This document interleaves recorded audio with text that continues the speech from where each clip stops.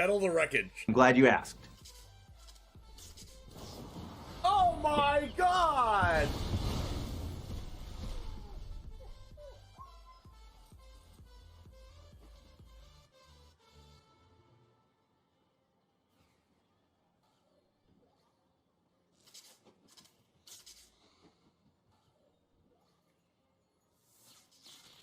A 100-card historic brawl. Settle the wreckage in hand after I called it. Riley, here we go. Nothing ventured, nothing gained here. Seasoned Pyromancer can let you ditch your hand in this case to draw 2 cards, and we need exactly 2. We need Bone Crusher Giant and an untapped red source. Need the Bone Crusher Giant with Stomp, which stops the 9 lives from preventing damage, and we need the red source to cast the Stomp, Dennis. And wouldn't you know there it is! Look at that! I've always maintained, Dennis, I've always maintained that Magic is a very skill-testing game indeed, and Charizard James is showing us just how skill-based this game is, ripping the actual perfect 2 off the top here, and is going to win the game on the spot because of it. Yo, what's up, Titan Smash? Oh no!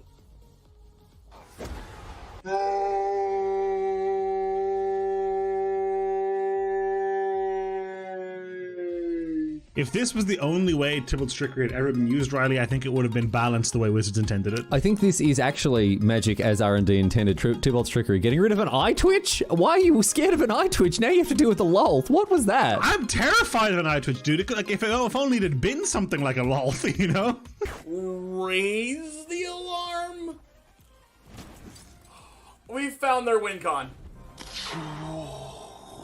We didn't know what it was, and now we know. I've now found their win con. I don't like it. You fool didn't play around Triple Tithe. Listen. My opponent had Sky Tether main deck and then boarded out of all the bad cards and boarded in good cards like Memory Lapse and Teferi. How am I supposed to win if I know that? Their tempo play of 2 soldiers are going to win them the game. Oh, it hurts. Oh, it hurts. It hurts. I can't look. I can't look.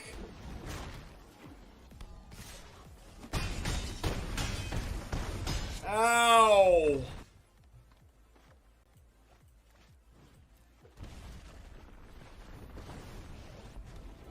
Man, Valkmir is a problem. Nope. Oh no! Wait, what just happened? Why was this 5 mana? Oh no! It came in tap. Oh no! It came in tap. Oh my god! Did we do it? Yes! I attack! Holy shit! I attack! I attack! I attack! Everyone's clenching right now. No! Oh, he lost! He lost! I attacked! No! No! What? Oh, he lost! Oh no! Oh man! What? Okay, I want them to kill this first. So I play this first. And I want these 2 to cast my other spells. No! Stop, opponent! Stop it! Please stop! Please stop! Please don't do it to me. Don't cast another land destruction spell. Please, no, my... Let's go! Not distortion! Yeah! Feel the power of the 6-mana black sorcery. Thought distortion, come forth. I summon the winged dragon of Ra. Oh! Oh! PogChamp! Oh! Oh! Oh! Oh! What the heck, dude? I was exaggerating. Oh, Royal Eruption again! Oh my god! Kicker! Base! Oh, double Chandra emblem! Oh, is this... Yes! Oh!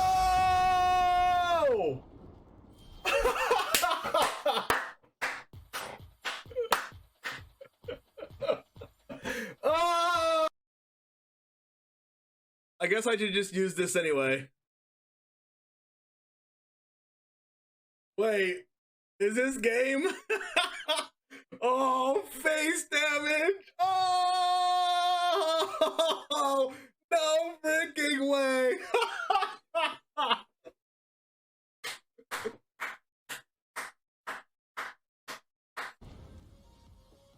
Alright, give me Scorpion.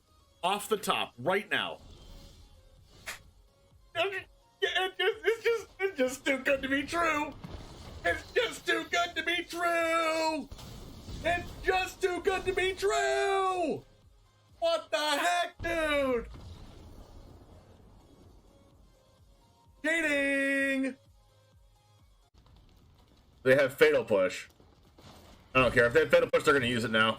Oh no, it goes back in the deck! No! Oh, if they have Fading Hope, I swear. I'm gonna pay 3 life and then they're gonna Fading Hope it back to their hand. I'm gonna cry. Okay, I didn't say that. Oh no, I should have played Dahlia first. No, I should have played Dahlia first. No, don't do it. No, no. The second one got Approach.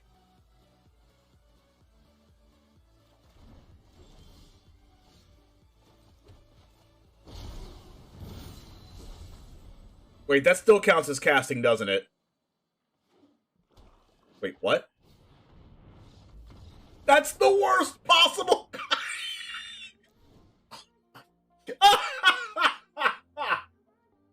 That doesn't work the right way.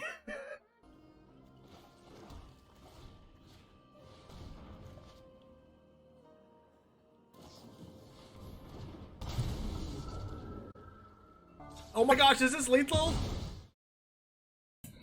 What's up, Jamers? How's it going today?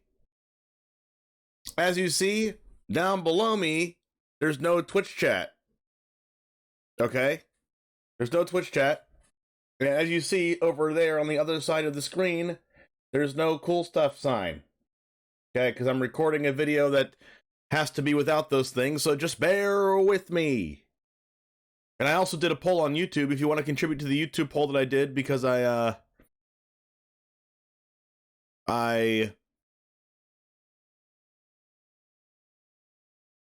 kind of asked the YouTube people if they like the fact that it's down there, and that I talked to you guys during my videos. I asked them if they liked it, or if they're indifferent about it. Whoa. Putin, thanks for the sub! Hey yo, how's it going, man? How are you liking the new set? I also thought that I turned that off. I thought I disabled those subs. I'm supposed to disable them because I'm trying to get the most YouTube immersion possible to see if it works better for the YouTubes. So let's turn those follows and subs and stuff like that off. Save the settings so we don't get those notifications.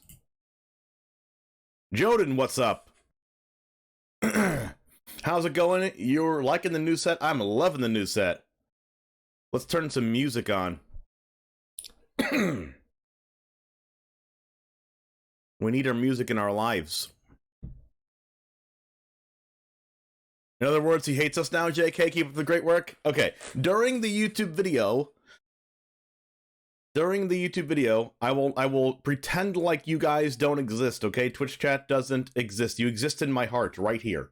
You exist right here in my heart. Right there.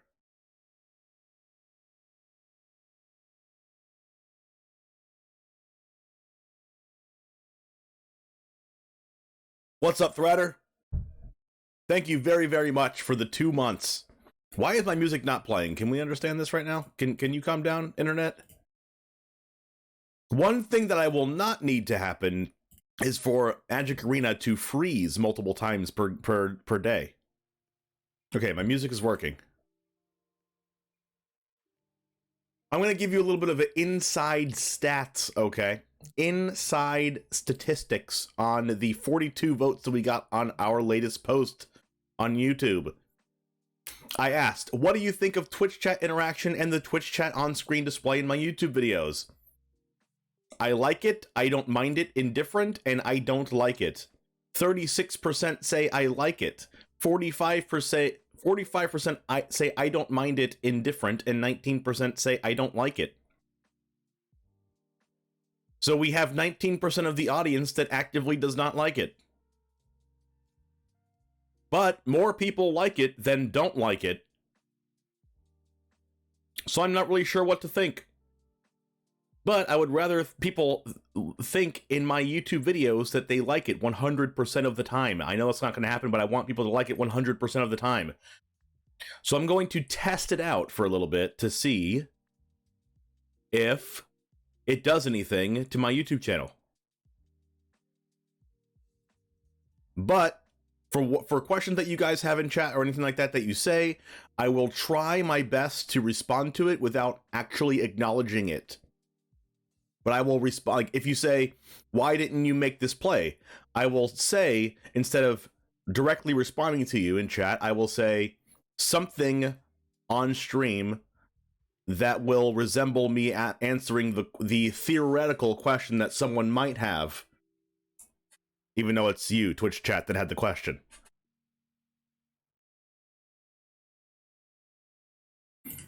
That's a typical thing you say during a breakup? Okay. We're not breaking up. Like, it's not you. Like, it's not you. It's not your fault. It's me. It's not you. It's me. I know that we've been friends for like a long time, and you know we've gone through our ups and downs, and it's just really difficult for me to go through the situation. I have a lot of stuff going on in my life, and it's really hard for me to it is hard for me to explain these feelings that I have. It's hard for me to explain the feelings that I have right now. It's not you. I promise. It's not you. It's something that I have to work through. I have to personally find this in my heart to work through it myself. I want us both to be happy. It's very difficult for me. I don't know how to put it into words how much this has meant to me over the past 2.5 years that we've been together. And like I said before, we have been through our ups and downs, and it hasn't always been fun. It hasn't always been peachy. We've gone through a lot of losses together. And we've gone through a lot of wins. A lot of wins. A lot of very great moments. In fact, let me show you one of these great moments. Riley, does your opponent ever make a play that doesn't seem to make sense on the surface, but then over time starts to kind of come together a little more? Yeah, this Aethergast's obviously going to do a good job of keeping Igor Kerim, a little more alive, but there's a spell pierce, alright, sure. Pay for it, I guess. Easy deal. Okay, I still have enough mana to pay for this spell pierce. What are you doing, man? I mean, yeah, sure, you get the prowess triggers, but like, what's the plan here? Oh. There it is. A mystical dispute as well. Functional. Yeah, functional spell pierce enough to get in for Xaxes. I see in the Twitch chat right underneath saying yes, lol W, kek W. I know, I hear it. Clip it, exclamation point. Clip it, Twitch chat says. But I'm gonna have to clip it off. I'm gonna have to clip our relationship a little bit instead of clipping the stream. When I lost, YouTube was not there for me. You know who was there for me? You, Twitch chat. You, Twitch chat, were there through the ups and downs. YouTube people, the YouTube frogs out there of the world, they're only there for the ups. They don't get to see the sorrow. They don't get to see the 4 times in a row that we play against red-blue tempo and mono-blue tempo and get all of our spells countered. They don't see when we play the aggro deck and we get swept by farewell every single turn. They don't see those games. But you know who sees them? You do. You're the real ones. You're the loyal ones. And for that, I thank you from the bottom of my heart. And I have to tell you, I think we just drifted apart. I think our lives are going in a different direction. I think it's probably a mutual thing, actually. It's just a slow drift. We're not running apart from each other. It's just a slow drift, and I feel like it's drifted a little too far. But I must say, I have to tell you that you'll always be in my heart. I did not rehearse that, but it rhymed.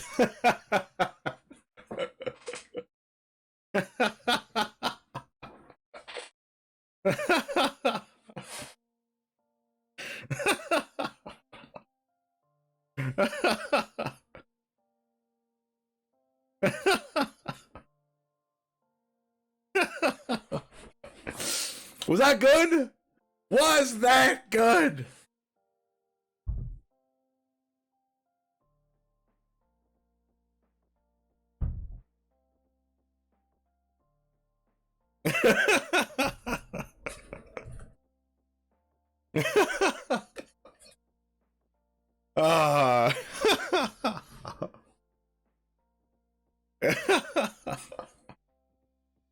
Can I do it again, please, from the top? You missed the beginning? Oh, no.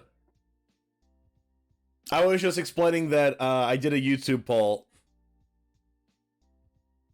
And like 19% of the people said they did not like the fact that Twitch was on the screen, which is a very significant amount of people.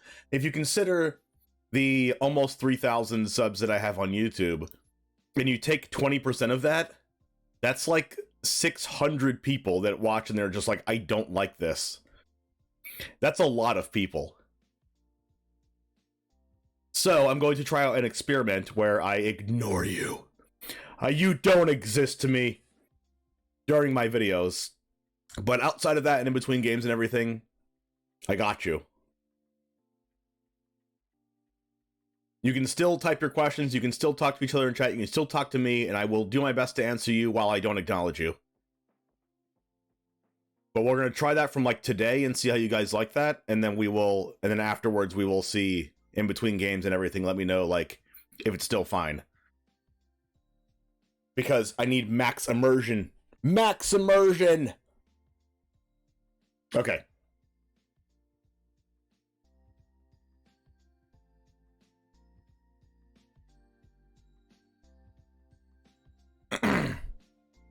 The question is, the people who don't like it seems to watch it anyways, and the 44% who say they like it, will they continue watching? I mean, that's also true. It's all an experiment. It's all about trial and error, you know what I mean?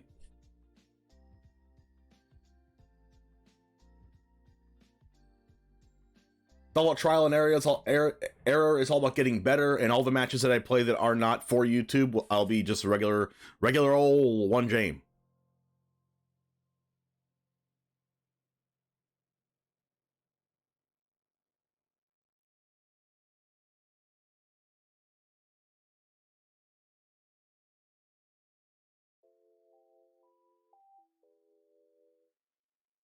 Survivor's bias. I think the people that like it won't continue. I mean, people that like it will continue watching, and I think the people that don't like it will want to watch it more.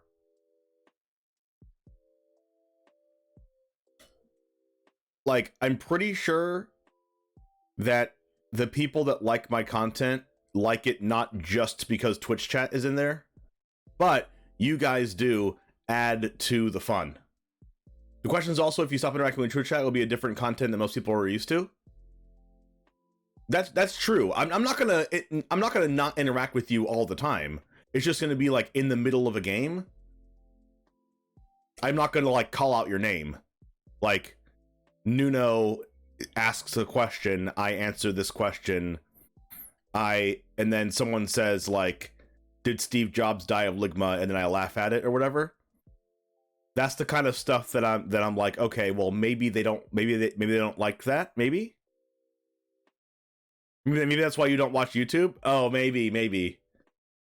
You think it's a really bad idea? Well, well, I have noticed that a lot of the bigger YouTubers don't have the chat like right there, even if they are live.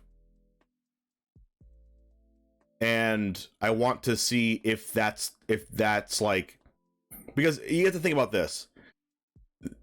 They have been doing it probably longer than I have, and they've probably tried this out already and decided that ultimately they did not want to have the chat right there. So maybe that's a lesson that I should learn. So that is why I am doing it. Like, there's a lot of systems that are put in place by like big companies, and they're put in place for a reason. And maybe instead of making the mistakes making like certain mistakes, I should learn from the people that have done it before me, and learn from the people that are bigger than me. You prefer people to be the most genuine they can with all their flaws? Oh, I definitely am. Seems all too rehearsed and acted. Oh, well, it's still the same games, right? You know? It's still the same games, it's still the same, like, whatever. But the finished product on YouTube, it is edited, of course. But that's why you like watching on stream, Nuno, right? That's why people like watching streams, so they can see it like as it's happening live, full transparency, like full genuineness, or however you say that. On YouTube, it's like more edited, more filtered, like less, you know, it's just more edited. It's more curated, I should say. And that's how YouTube just is. Maybe you're already analyzed, but maybe clicks on your videos vary on the color combinations you play. Maybe Mono Green gets more clicks than Is It, or MetaDex more or less than Fundex. Well, that's also true, Ripperella, and that's why I don't play Is It on YouTube. You know, a lot of streamers on YouTube I get to know. Yeah, MTG Malone streams on Twitch and YouTube, and he doesn't have the Twitch chat under here. CovertGoBlue streams on Twitch and I think YouTube sometimes, and he does not have the Twitch chat underneath. There are certain companies that do like certain sponsored deals and everything that don't want the Twitch chat underneath. So like there has to be something to that, right? It can't just be like, oh, we like it this way for no reason. There has to be a reason. Even if I don't fully understand it, it probably adds to the YouTube immersion and makes it seem like me personally am talking to the YouTube viewer and not just reading from Twitch chat. Because imagine you're watching YouTube and you're like really into it, right? You're like immersed in the deck and you're listening to the streamer talk and you're listening to the YouTuber talk. And then all of a sudden the YouTuber goes like, oh, Ripperella, blah, blah, blah, blah, blah, blah, blah, Ripperella. And then you're like, wait, I'm not Ripperella. And you see Ripperella like on the Twitch chat and you're like, wait. So you kind of like lose the fact that it's like you're immersed in the video if the streamer starts talking to like someone else. Well, Malone style is a selling point, sure. But I'm saying that a lot of bigger YouTubers than me do not have their Twitch chat underneath them on the screen. And it's just something that I'm trying out.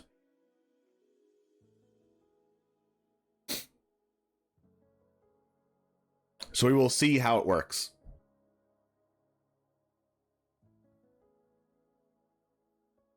Not that I'm abandoning you, okay? It's not like a it's you, it's me thing.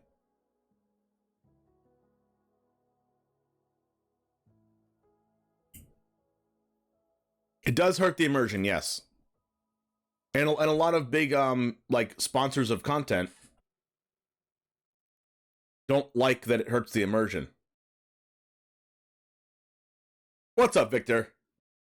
I agree that Twitch chat shouldn't be there when recording, but the rest you should interact the same as before. Oh, I'm going to interact like basically the same. Like you'll see while I'm doing it. You'll see while I'm doing it. It saves from questionable comments that appear next to your face. That is true.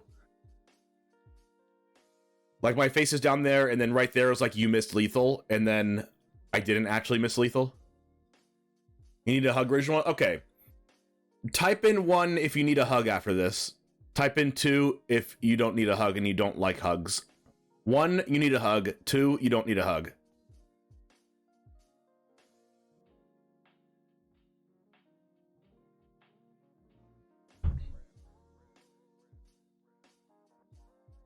That's a really cool Squirtle emote. We need hugs? Listen, we're not breaking up, okay? We're not breaking up. We're just going through a little rough time. We're going through a rough patch in our relationship.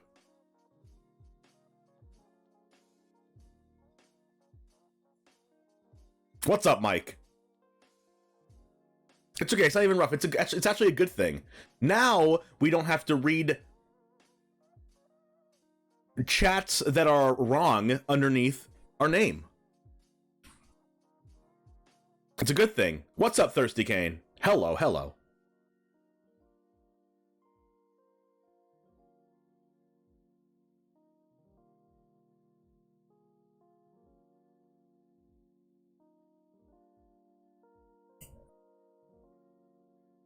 Okay, so let's go ahead and get it started.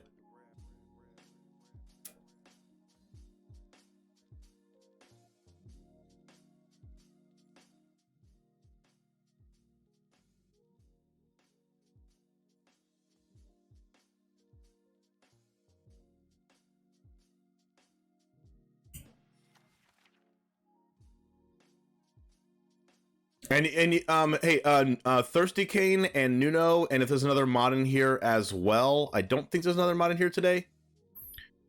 But yeah, Thirsty Kane and Nuno, if you don't mind, if someone asks why I'm not like interacting with the chat like I usually do for while I'm doing the video here, type in !! recording in the chat.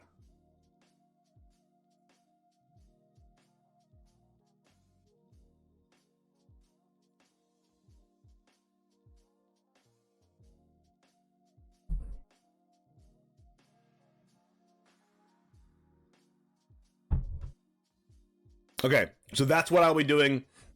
If you find someone like asking a question towards me specifically, I think it's good to disable the chat when you're recording on screen. As a YouTube viewer, you might get distracted reading or following the chat instead of real watching the video. Sometimes it really feels like wasted time if you get distracted. Yeah, there's also times in my in the YouTube comments specifically that they like they say I waste some time. So, and I have got comments like that they feel like they are waiting forever. So like, I kind of want to mitigate that as well. It's all in the pursuit of being better. You know, see, would you rather watch a streamer that is not constantly striving to be better than they currently are? Or would you want one that just like, you know, hanging out, doing whatever they want and not really caring, you know? I care. I also care about you guys. Okay? Don't take this like I don't care about you, okay? And then I said it's not you, it's me. Okay? Because I do care about you, and I want to answer all of your things all of the time.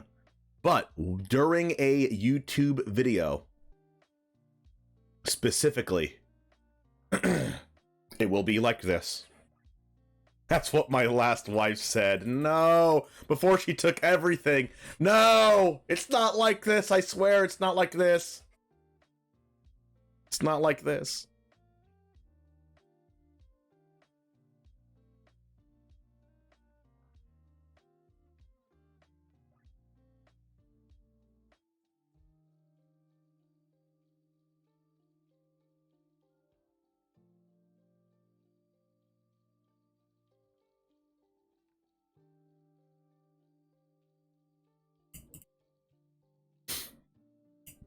Economy is changing, you have to go with it and improve or get left behind. That's life. That is true. All right, so how about this? Let's get this out of the way. Let's get the YouTube videos out of the way so it can be myself around you guys. Corey 2001, how's it going? Thanks for the follow.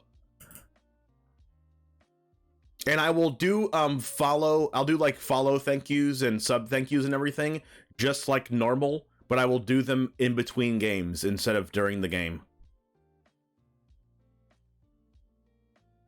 All right, so how about we get into the games and then we do our regular thing? How's that? Yeah? Yeah. I believe so.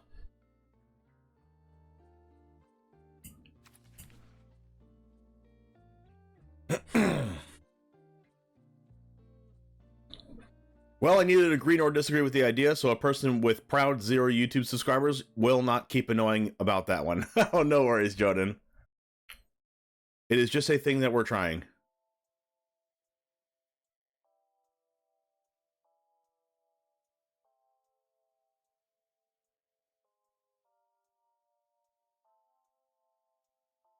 All right, let's start.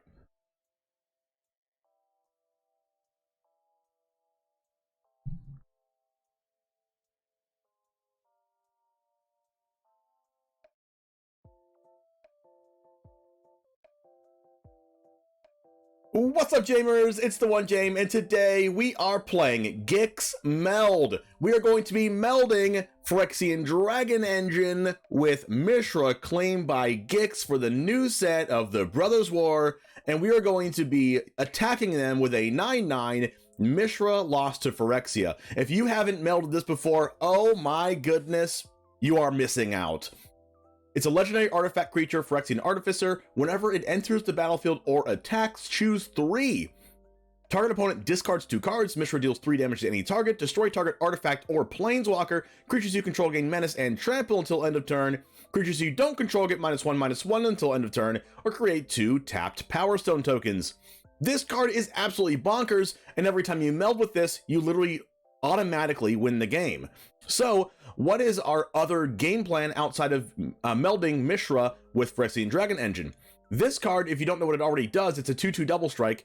When it enters the battlefield from your graveyard, you may discard your hand. If you do, draw 3 cards, and it has Unearth for 3 and double red. This card is absolutely bananas, even if you don't meld it with MISHRA.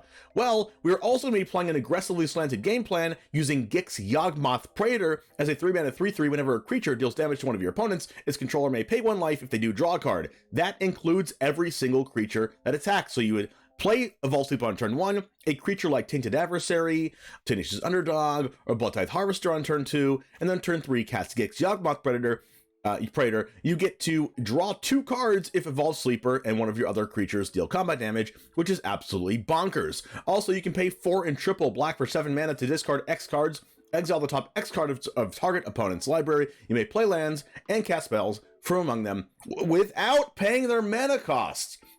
And just hopefully you don't hit a bunch of lands. I've discarded like 3 underdogs from this, from my hand, and then cast 3 spells off the opponent's library without paying its mana cost. Anyways, I hope you like this deck. It's awesome. Let's go ahead and get into the matches and see if we can meld Phyrexian Dragon Engine with MISHRA claimed by Gex to make MISHRA lost to Phyrexia. And it all starts right now.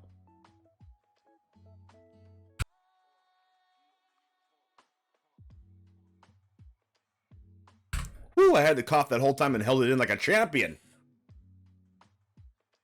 Oh, I held that cough in so long. I'm getting good at holding coughs in. Oh my goodness.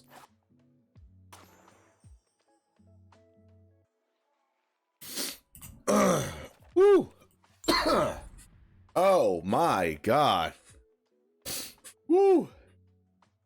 No, I'll see it. I'm still looking at the chat. I'm still looking at it.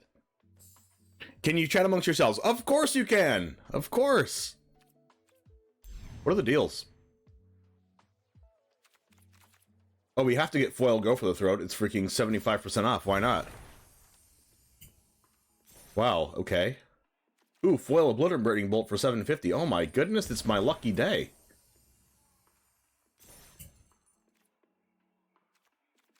I will be building a Hajar Loyal Bodyguard Human Legendaries deck, by the way, at some point. So, bro, hit or miss? Oh, it's a hit. It is a hit. Purchase 9 or more Brothers War packs to earn a golden pack. What are the golden packs again? Golden packs contain 6 rares, each with a normal chance to upgrade to a mythic. Oh, sick. Purchase 9 more packs. Do I just get 9 packs? Go Joda or go home. You're not wrong. You took those 2 also? Yeah, those 2 are like awesome. So you're saying all I need to do is spend all of my gold to get 10... So what you're saying is I need to spend, like, what? All of my gold to get 15 packs, and then I can get a golden pack? Should I just do that? You know what? YOLO. Yo freaking low. Like, during times like this, chat, I will be doing it like normal. Look at that! Golden pack, let's go! Wait, 4 more for a golden pack? Oh, I see where this is going. It makes us buy packs. It's like 4 more packs? Yeah, God, I'll get 4 more. Just like that. Scratch the itch. Golden pack.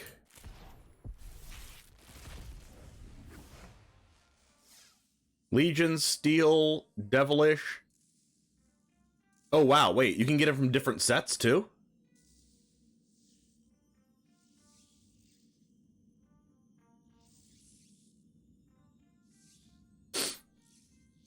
Yikes. We got a Muriel, though. All of History? We got a Helm of the Host, which we can't use. Howling Mine, which we can't use. Well, that's unfortunate. We have so many cards we can't use. Wow. That's annoying. God. Why can't this be a mythic that I actually play with instead of not playing with? Yikes.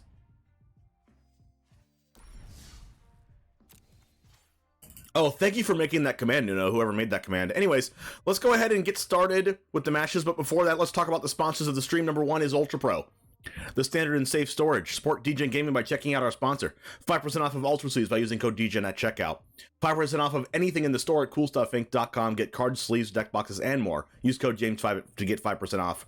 TCG Showdown, to battle against your friends for money. Untapped.gg to get the best deck tracker and meta stats the game has to offer. Beef up your MTG Arena account by using mtgcodes.com. Buy MTG Arena codes for packs, decks, and cosmetics. Support DGen Gaming. Use code DGen for 10% off. And also, use code James5 at Rogue Energy to get 20% off. Now coming out with new cans.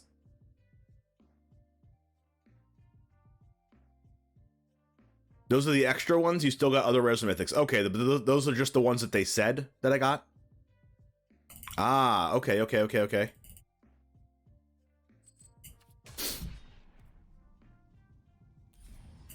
That makes me happier. Like, very happy.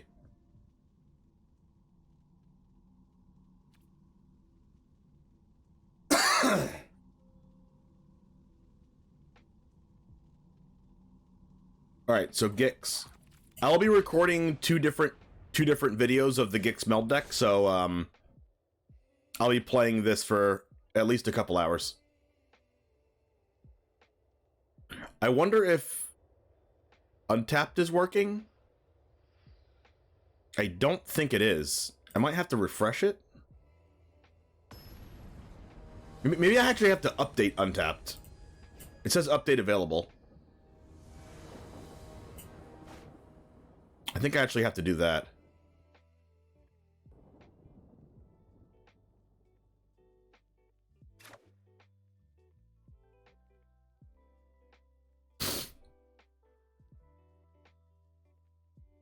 Stroke my beard. Don't mind if I do. Are there any decent Is It standard decks floating around? I think so. I think there's something to that Iconoclast card. The Young Pyromancer card.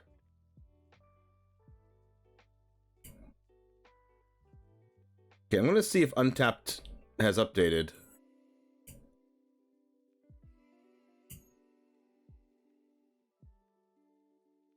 You like MISHRA a lot? Oh, same.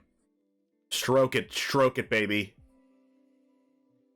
You got the first 1 to 2 weeks of the format and not playing standard to get all the packs I need to complete my set. I see what you did there. Complete the set. All right.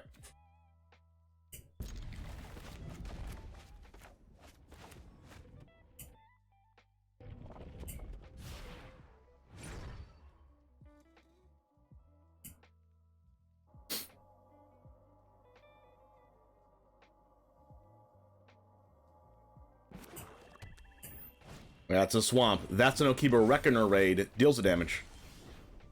Alright, so let's go ahead and get our Haunted Ridge down first. I kind of wish I had an untapped red source in my hand so we can go 1, 2, 3, 4, but that's not how it's going to work out today. Let's see here. We're going to go with our... We can go Evolve Sweeper and give it a little bit of a pump, or we can just go Blood Tithe Harvester. What do I feel like dying? I kind of want the Blood Tithe Harvester to die. It also is pretty useful of our mana, just like the Evolve Sweeper is, but the Reckoner Raid is going to become a 2/2 menace. Another land. Let's see if they play a Liliana or something. Be a Graveyard Trespasser. That's a Liliana. Okay. Happy to help, but I'm taking the credit when we win.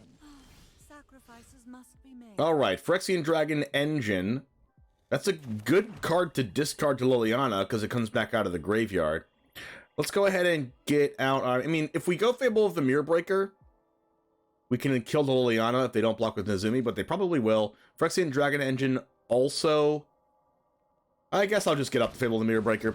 We can discard a Phyrexian Dragon Engine, and then we can discard the other one with Fable, to where we can get the double red with the token, and we can cast Mishra next turn, and hopefully we can meld on turn 5. Ooh, that's a Gix with a Menace creature. That's called a combo. Let's hope they don't have a cut down for our precious Tutu.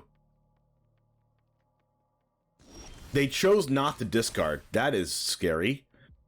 Let's go ahead and discard both Dragon Engines then in that case. See if we can get a go for the throat. That is not a go for the throat. We have a land drop.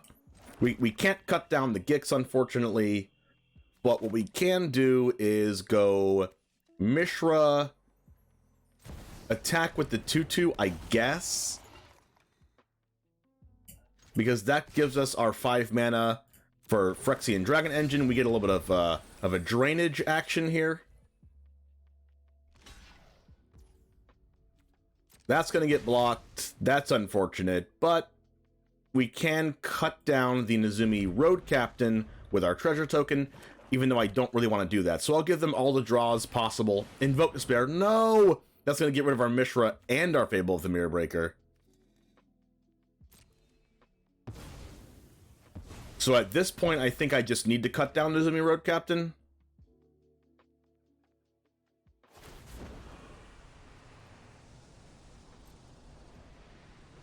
I'm tired of your secrets. Or I could just not cut it down. And then use our Phyrexian Dragon Engine to discard our hand, but I don't really want to do that either. But Dragon Engine does kill Liliana of the Veil and draw 3 more cards. And the only thing cut down is doing is denying 2 damage in 1 draw, so I think I'm actually just going to let them have it. Which is unfortunate. Opponent is doing what I want to be doing, attacking with Gix Yawgmoth Praetor.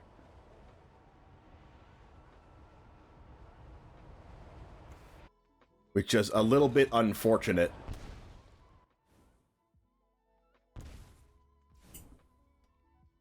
Go to my turn. That's a red source. So we do get to go red source, cut down Nezumi, or play Evolve Sleeper. I think I need to cut down Nezumi at this point.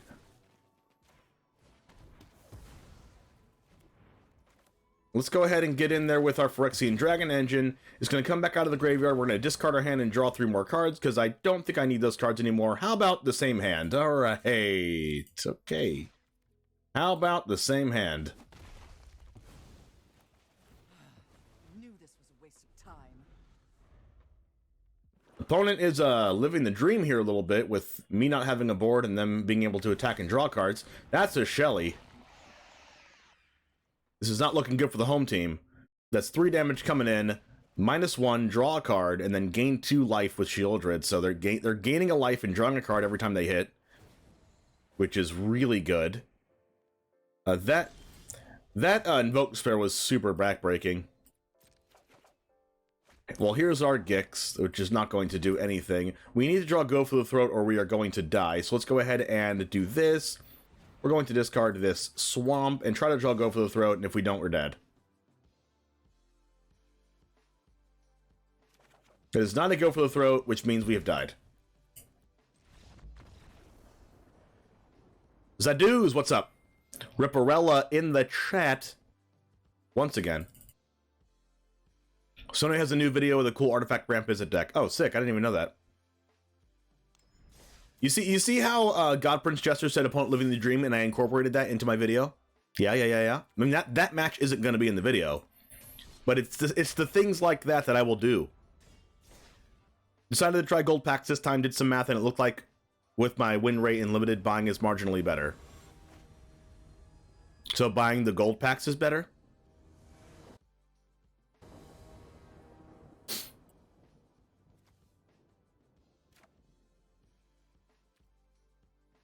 Alright, this is about as keep can get here.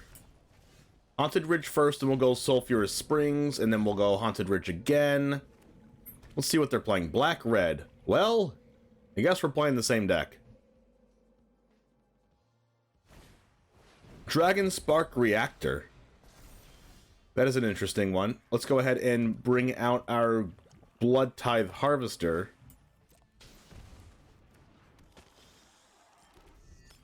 No Gix yet for us. That's a Fable.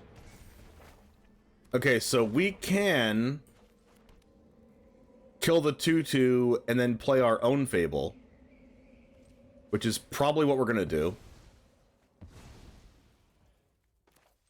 And then we can discard the Phyrexian Dragon Engine, so we can bring it out on turn 5.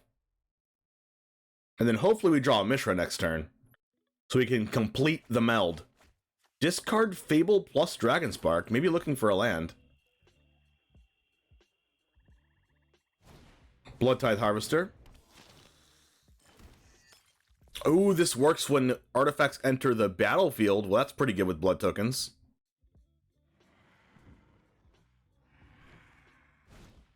Yotia declares war.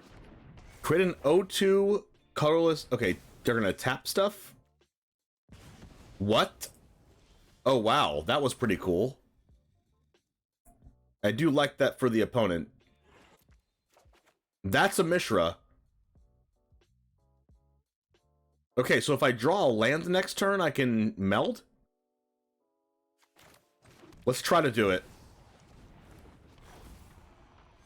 So an artifact they control becomes a 4/4?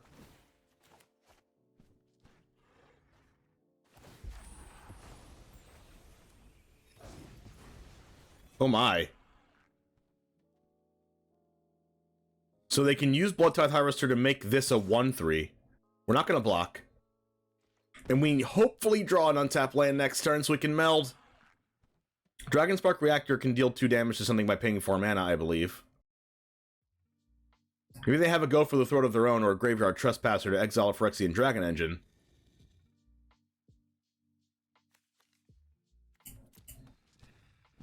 We'll see what they have. Opponent thinking. MISHRA of their own. Untap land. Let's go. Wow. That was not good for us. Okay. We also don't have a removal spell, so we can't stop them from using a Reflection of Kiki-Jiki on Blood Tithe Harvester. What are we going to do now?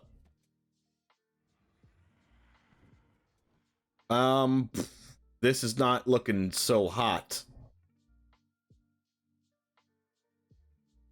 I think it's just cast Shieldred. Make them care about that too, I guess. If we had an untapped land there, we would have been sweet. We would have done 3 damage to Reflection of Kiki-Jiki, given our stuff Menace, and doing a whole bunch of good stuff. It's okay. We will try to meld. We're going to do that. They are going to use the Blood Tithe Harvester to kill Reflection of Kiki-Jiki, probably. Maybe use both Blood Tithes to kill the MISHRA. Oh, wait, no, they have 3 blood tokens. Since they played the Voldaren Epicure, they get 3 blood tokens. That deals -6/-6. That is really unfair. They have their own Phyrexian Dragon Engine. We need a removal spell right now. Okay, the last 2 times I've wanted something, I've drawn a Vault Sleeper. That's not good at all. I think we've died. I need a removal spell right now or we lose.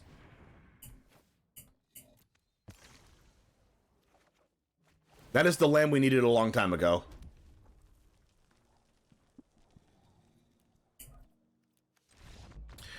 Wow. All I needed was 1 untapped land and we would have won the game. Okay.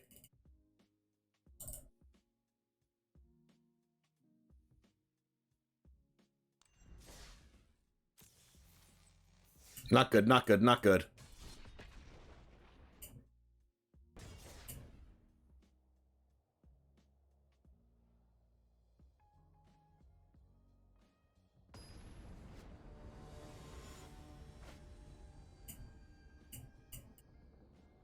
Well, the weird part is I've been having a pretty good win rate with this deck.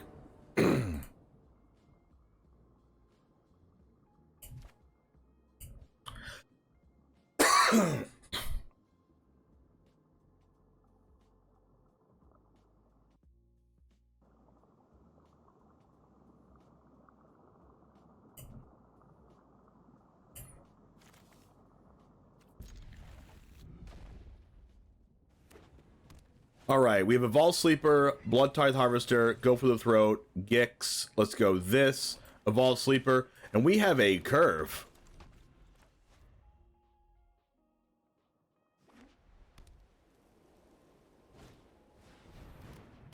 Yotian Frontliner. We are playing against the scary deck. The blue-white soldiers. Let's get this down. And do we want a Blood Tithe Harvester? I think we want a Blood Tithe Harvester because they're likely to attack. They're likely to attack, and we can play our Gix and start drawing some cards. That is a Brutal Cathar. That is brutal. That is brutal. Okay, that is a 2/2. That gives it a +1/+1. That's pretty good. That's a cut down. So we can Go for the Throat and cut down. So I think we are going to Go for the Throat on Valiant Veteran, maybe? Yeah, let's Go for the Throat Valiant Veteran to kind of disguise our cut down here that we already have in hand. Let's go ahead and pass. And then hopefully we can cut down Brutal Cathar and get our 3/2 back. Another veteran, so we have to cut down now, which is fine. All right, here we go. Frontliner probably attacks anyway, but we will get to kill the veteran and play Yawgmoth and attack with our sleeper and draw a card. So we'll see if we can do that. They choose not to attack, which is pretty smart by them, I think. Let's go ahead and kill the Valiant Veteran. Make sure that that doesn't stay on the board for a long period of time. Let's go ahead and do Untap Land, Gix, keeping a mana open for Evolve Sleeper, so that if they choose to block, we can pump it up. Let's pump it up anyway. Draw that card, take a damage. We do have to take a damage, unfortunately, but we are in a pretty good spot with Gix on the battlefield, drawing cards with Sleeper. Sleeper's going to be a Death Toucher next turn. That's a Thalia. Good thing we can pay for that with Fable the Mirror Breaker, with how much lands we have currently. 2 Yotian Frontliners. Another Fable? Oh my goodness. Okay, well this isn't that great for us. I think we should probably just attack with both of these, but they probably just don't block. We do get to draw 2 cards, which could include a removal spell. I think we should just attack with the Sleeper only to keep the 3/3 back, because it blocks Thalia very nicely. If they choose to block with Thalia, we can do something about that. All right, this goes in. We don't pump it because we just want to see what we draw here. Another land. That's not good, but what is good is the fact we do get to discard both of these lands to Fable of the Mirror Breaker next turn. I think we should play a land out, though, just to make them think we have something to do, which we technically do in sacrificing this blood token. We can't use Cut Down because they have Thalia, but they also can't play Wandering Emperor either. They have a Harbin Vanguard Aviator. It's a 2-mana 3/2 flyer. Whenever you attack with 5 or more soldiers, creatures get +1/+1 and flying. That's really scary. We're going to see if we can meld Mishra, but we don't have one yet. Lay Down Arms. They have 2 planes. I can exile this one. We're going to gain 3 life. And then we'll see, the Yotian Frontliners are going to increase the power of Thalia. And we are going to block one of the Yotian Frontliners. Question here is, are we using a... I'm just going to do this. We're going to discard a Mountain. See what we draw here. Tainted Adversary, not bad. We're going to take 5 damage here, go down to 8. This is a flyer, which is unfortunate. Let's draw something good. Discard up to 2 cards, draw that many. Tainted Adversary is pretty good against the Thalia, but it's going to be a 3-2. Do we need Fables anymore, actually? I kind of just want... Do we want Tainted Adversary? I mean, it is a Death Toucher. But it doesn't actually deal with the board, and I kind of want to deal with the board before this Valiant Veteran goes crazy if they draw an unsap land. Yodian Frontliner also has Unearth. So there are things that are going to be pretty big. Let's go ahead and get rid of all of them. That is a MISHRA! Okay. What I think we should do is cast Shieldred this turn. And then we can even attack with both of these and draw extra cards from Shieldred. And I don't really care if they block Gix, because we'll still draw a card if they do. If they don't block this, we'll draw 2 cards and gain 4 life and lose 2 life, so we'll gain 2 life in the process, going to 10 life if they don't block. So we're putting our opponent into an interesting situation. We also have the blood token to discard the other Fable of the Mirror Breaker to gain 2 more life, take action, gain 2 life. Oh my goodness, we get to discard the Phyrexian Dragon Engine, play a land. We also get to play the Sleeper. And we also get to discard the Phyrexian Dragon Engine, like I just said. Maybe we can meld this game.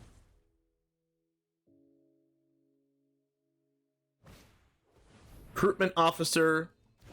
That thing can pay 4 mana to get 3 or less from among the top of their library. Looks like our opponent is in a very awkward spot. We're going to gain 2 more life going to 12.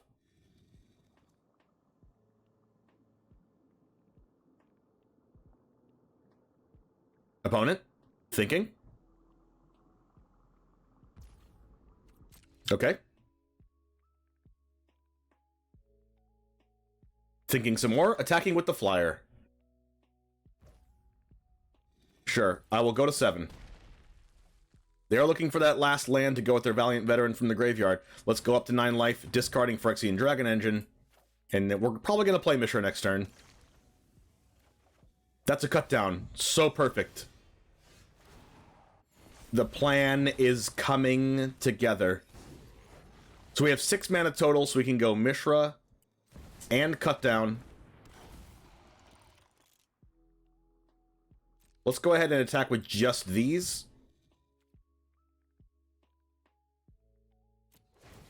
We do get to drain 2 when we attack from MISHRA, and this is exactly lethal on board going to 7.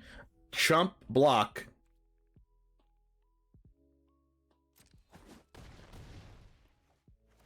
Down to 4. Let's draw a card since we dealt combat damage. That's a Tenacious Underdog.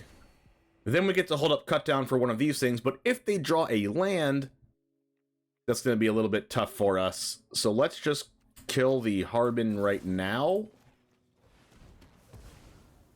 This game is going great. And they scoop. We didn't get to meld, but we did it to destroy them in the process. Okay, that was really freaking convincing.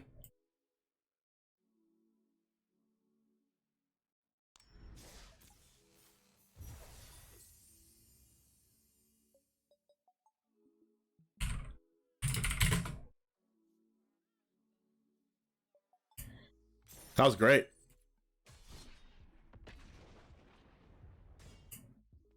Jub, thanks for the raid. What is up? It's going awesome. Back from ad time. What's up, Michael? By the way, speaking of Michael Crits, you can check us out on our podcast, ! Podcast in chat to learn about... Wait. Bolt Snap Bolt, didn't you say we needed to get you into Pioneer Modern? I play Pioneer every single week. If you don't know about my podcast, we talk about Pioneer and Standard on our Nuts and Bolts podcast, type in ! Podcast to listen to the podcast. We are melding MISHRA in this deck. We are, Michael. You've been toying around with Bant Festival. It's been the easiest way to meld Urza because you can Festival on turn 4. Oh my goodness. This sounds broken, actually. Nuno, are you still in chat? And if you did you do the sponsor shout out thing yet? I'm scrolling up to see if it happened, but I'm not sure yet.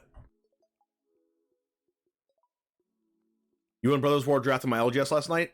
Brothers War draft is probably awesome.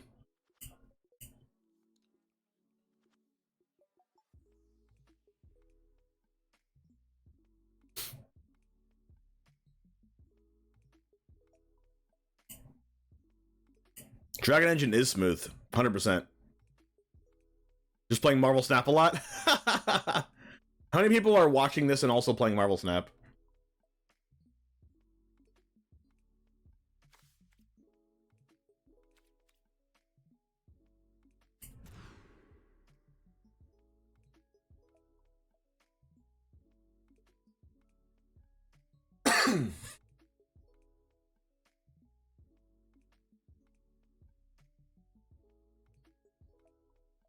Too many hobbies to do that? Yeah, me too. Too many hobbies and work. Watching this and playing standard, that counts. That counts. I feel the same way, Werf. Alright, that's going to be a keep. We're going to put back our... What do we put back? We're on the play. Right? Oh, you need our Dragon Engine to meld. Let's go ahead and put back our Underdog, because we have more of those in the deck. Let's keep our removal spell. Let us go with... Spring's Sleeper? How about Spring's Arena Crashes?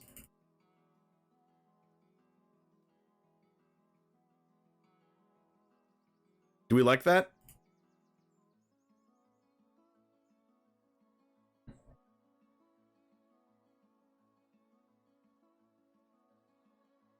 I like the new direction Mono Black is headed in, but as was before the bad draws the deck has, just feels really bad. I mean, Mono Black is just the big bad of standard, so like you can't really go wrong with playing Mono Black, right, Chubb?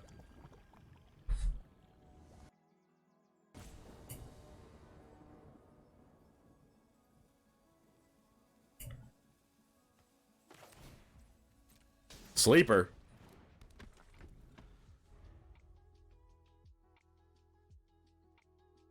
And then next turn we will go ahead and evolve the Sleeper. Nope. We are not going to evolve the Sleeper. We are going to play our Blood Tithe Harvester. That is a deserted beach, so technically could be soldiers, but also could be the big bad blue-white control. Could be melding Urza on the other side of the battlefield. It would be a nice Urza MISHRA battle. But this is a Power Stone Engineer. When a Power Stone Engineer dies, make a tap Power Stone. Still could be that deck. I really don't want to use Blood Tithe Harvester on it, so I think I'm just gonna cut down this. They're gonna make a Power Stone token, which kind of sucks for me. Let's go ahead and evolve the Sleeper. And then maybe, just maybe, we'll discard Phyrexian Dragon Engine to the Blood token and hope to draw a MISHRA, or we'll just discard the Haunted Ridge and play the Phyrexian Dragon Engine as a 2/2 double strike. One more land. Oh, that's not an Urza. But it is making me real annoyed. Let's go ahead and discard a land. I really want to discard this Dragon Engine. And also this kills this anyway, which is really bad for me. I think I have to kill this with Blood Tithe Harvester, which makes me real sad.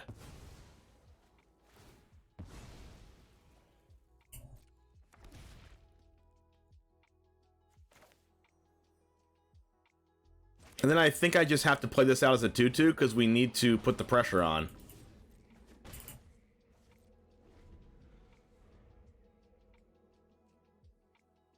I didn't want to discard the land because I felt like we needed another piece of pressure here to pressure our opponent before they kill us with Urza.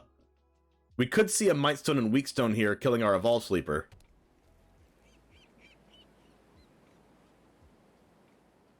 But if the Mightstone Weakstone kills our Dragon Engine, that's really good for us. Since we can bring it out from the graveyard and draw 3 cards. Here it is. The exact thing we thought was going to happen. They're going to kill our Sleeper. That's unfortunate. Let's go ahead and do this. Discarding our Haunted Ridge and see if we draw a... That's another Sleeper. Also a Go for the Throat. We're not out of it yet. They're down to 8. Let's go with this. Let's go with this. And then we can also grow it some more if we don't need to use Go for the Throat. Hopefully they don't have another Mightstone Weakstone, and hopefully they don't meld. That's Teferi. They can tap the Mightstone and Weakstone, and then they can untap it. Am I allowed to be scared here? Am I allowed to be scared? Alright, let's see what they have here. A Power Stone Engineer again. Are we going for this Throat of this? I mean, this might... I might need to keep Go for the Throat for Urza when they meld it, so I'm going to go ahead and evolve the Sleeper.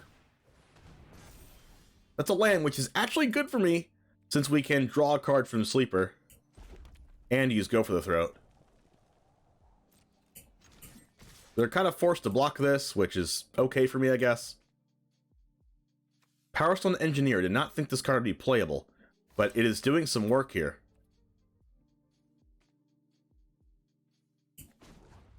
Let's go ahead and do this so we can draw another card. That's a MISHRA!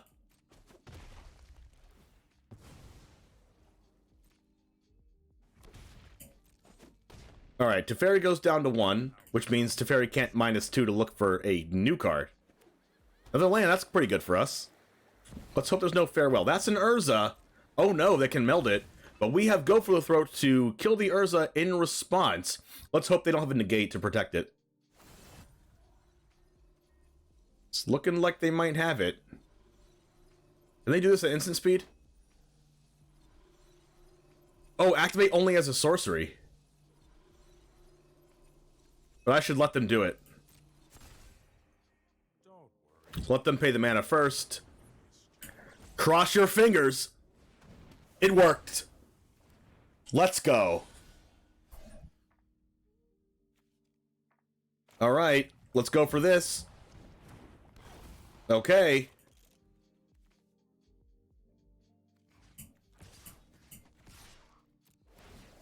Drain for 2. Kill the Teferi. Attack them for 4.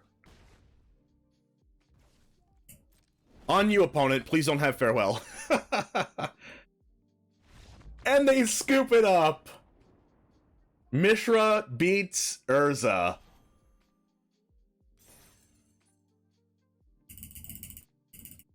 Let's freaking go.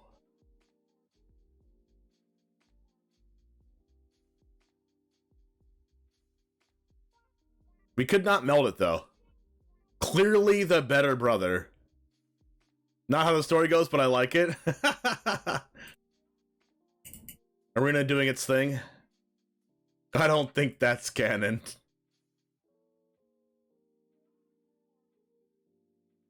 Why do they always gotta make the blue-white thing beat the Rakdos thing, okay? The only time Rakdos beats blue-white is in Pioneer.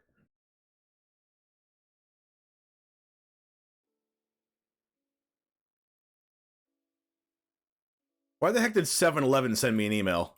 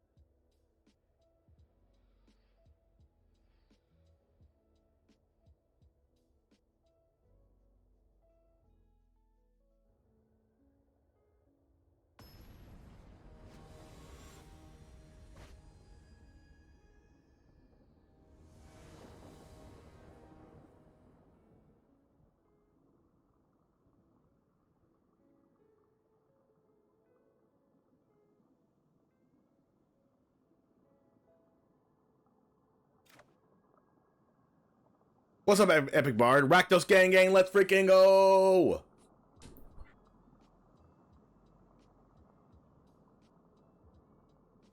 Alright, that's all 3 drops. What?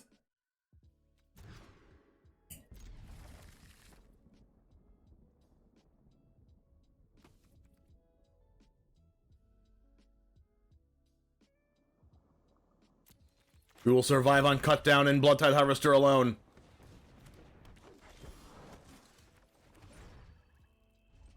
Alright, so you're saying there's a chance. Sentinel Stalwart. That's a cut down. That's going to be very good here. Tap an untapped artifact or creature you control, add a mana of any color. Oh, wow. Okay, we'll kill that thing. And then we'll play Bloodtide Harvester and a MISHRA. Okay.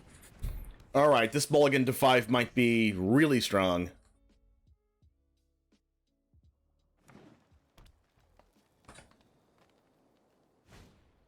Another Beast Caller. Hopefully they don't cast a 2-drop here. Another Gix. If we play a Swamp and play Gix first and attack, they definitely block. But there's a chance that they don't. I really need to kill this Beast Caller before it gets out of hand, because I won't be able to kill it later. Let's try it now and hope we don't get Tameo safekeeping. Okay, that worked out for us. Resolve that, and then we'll go ahead and use Gix here. The cool thing about Gix is you don't really need other creatures to make it good. You can just attack them and, you know, lose a life and draw a card. Blanchwood Armor. Okay, I'm scared. What does this do? +1/+1 for each forest you control. Well, that's annoying. Let's go ahead and take the 5. We're gonna get bushwhacked. Okay. I'm scared. Okay, we get to MISHRA. But it's not going to be able to block the Sentinel Stalwart. And it's going to keep getting bigger as long as they have more forests. That is interesting. Briarbridge Tracker. They do get to draw a card with the Sentinel Stalwart if they wanted to. Okay, they're going to attack. I'm going to take the 5. It's a lot of damage. Let's go with... Do we want to go with Gix Yawgmoth Praetor, or do we want to go with Fable? It's a really tough decision, because we might have to chump block. Let's go with Fable, because... And not attack, because MISHRA can block the Briarbridge. We're probably going to have to chump block the Sentinel Stalwart. That's annoying. Alright, it's a 6/6 now. We are going to need to draw a Go for the Throat immediately. Another Blanchwood Armor! No, we can't block it anymore! Oh no! Now we need another Go for the Throat. We're just like almost dead. We have to discard this. That's not what we need. Alright, jump block. Yikes. That's a Phyrexian Dragon Armor. Oh my goodness. We get some Meld? But I don't even think Meld is good enough here.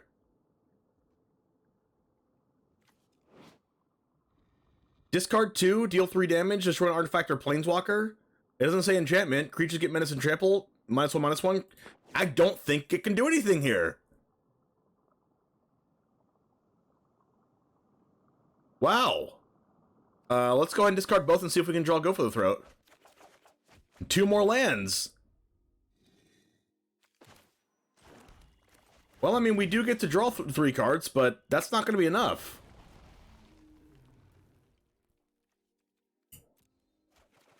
We still have not drawn Go for the Throat.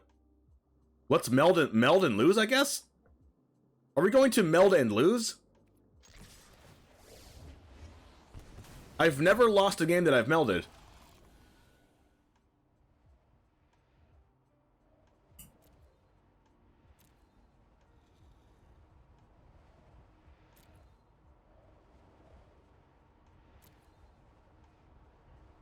And we can't choose the same option more than once, right?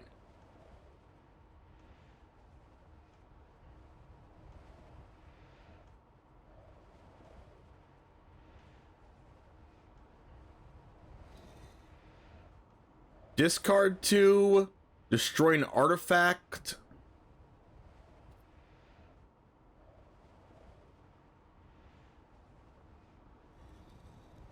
Is it an artifact elf? No. Deal 3 damage?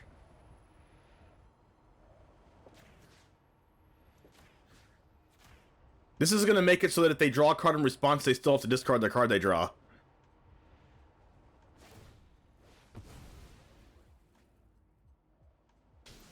Galagreeters. Yeah, we're gonna die on the same turn that we meld. Because of Blanchwood Armor. Kodama.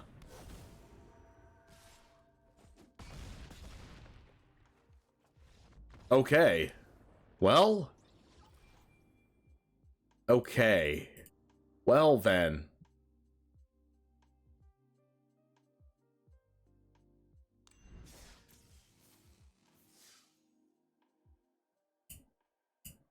Yikes. Well, I found out that we can lose a game that we meld.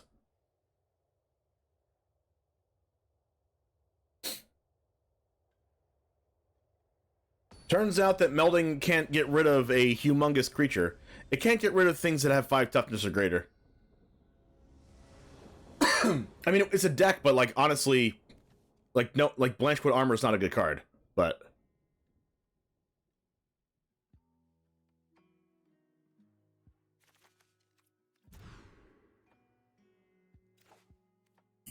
let's go ahead and get rid of our swamp here. Underdog, Mishra, Fable, let's go.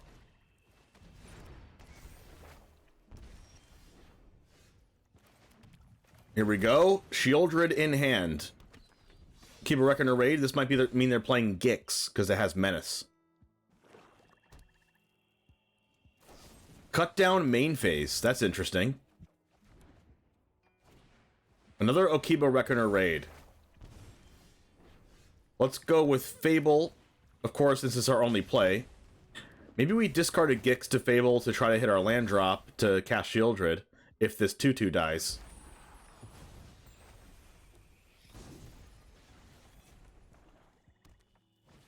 Misery Shadow. That's a card that I'm not used to seeing. It's my first time playing against that card.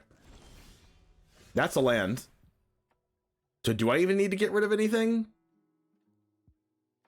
Probably not, honestly. Let's just decline here, do this, cast Mishra, since it's likely to die. And we have another one, even if it does die. And then we do get to drain 1 with Mishra Claim by Gix when the 2/2 attacks. It's going to get blocked. I'm actually just not going to attack with the 2/2 because this Misery Shadow can make it a 3/3 and block my 2/2. So let's just not do that.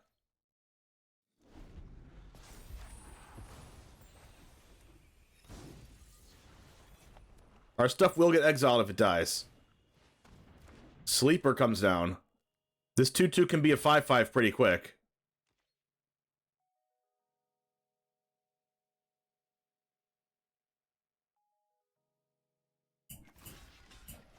Let's go ahead and do that.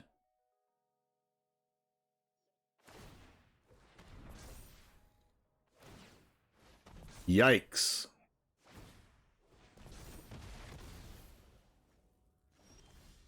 Alright, that's a Tainted Adversary. Let's go ahead and cast our Shieldred.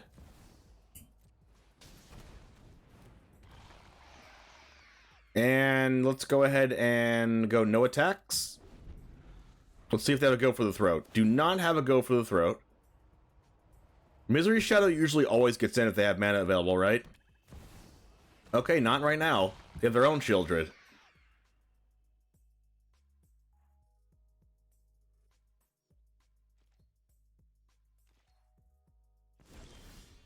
That's another Shieldred. We do get to go Tainted Adversary and then copy it, which is interesting.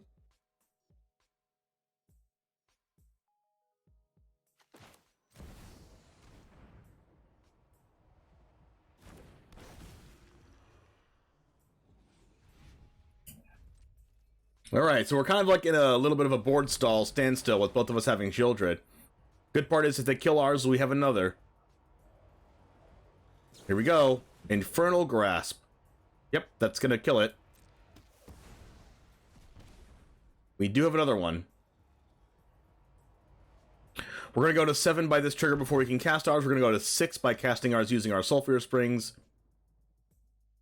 And they have a Menace creature here. It could be a little tough time for us. They know we can Reflection our Tainted Adversary, but hopefully they don't have a cut down or another removal spell. Let's see if they got it. If they do, we're super far behind. Nope. They didn't do it. We're going to always be able to death touch something, so it's going to be hard for them to attack. All right. Evolve the sleeper. Evolve it again. Yep, smart by the opponent to do that to play around cut down. Yes, that's an untapped land, which means we can cast Shieldred and get a Tainted Adversary.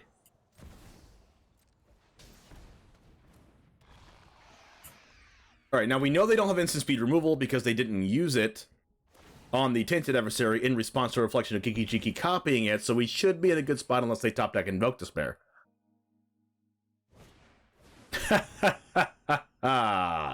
Okay. Let's copy Tainted Adversary in response. Let's get rid of this creature.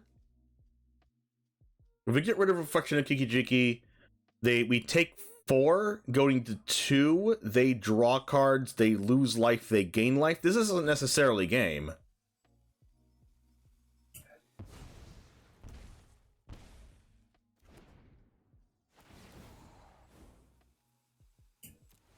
Wait, it is game. Because my trigger goes on the stack to gain life, theirs trigger goes on the stack for me to lose life, and I lose life on the stack. I think I'm just dead.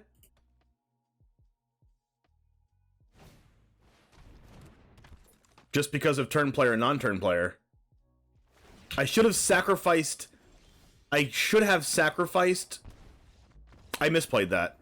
I should have sacrificed my token Death Toucher. If I sacrificed my token Death Toucher, I would not have been dead.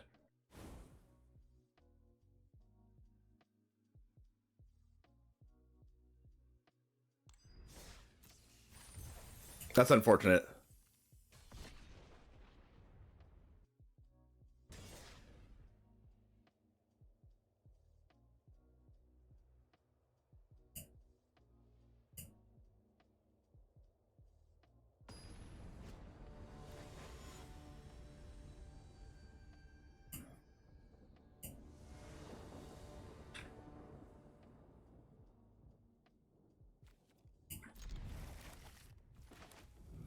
Alright, Land of All Sleeper.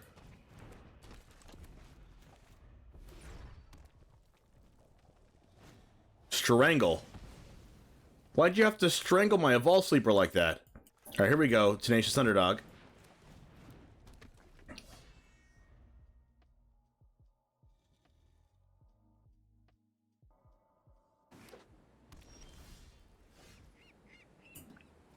Land, attack. Jeskai. Which guy? Jeskai. End turn.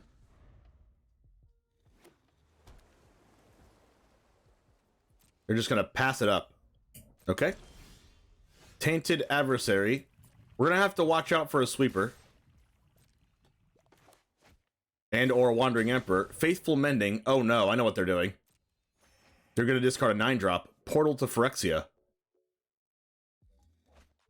They discarded Arcane Bombardment that they're going to bring back with Repair and Recharge. Oh, that's an interesting one. I think we should play... Do we play Tainted Adversary or do we not play Tainted Adversary? They could just go Land Sweeper. And in that case, I don't. And we have a 2-turn clock with Tenacious Underdog anyway.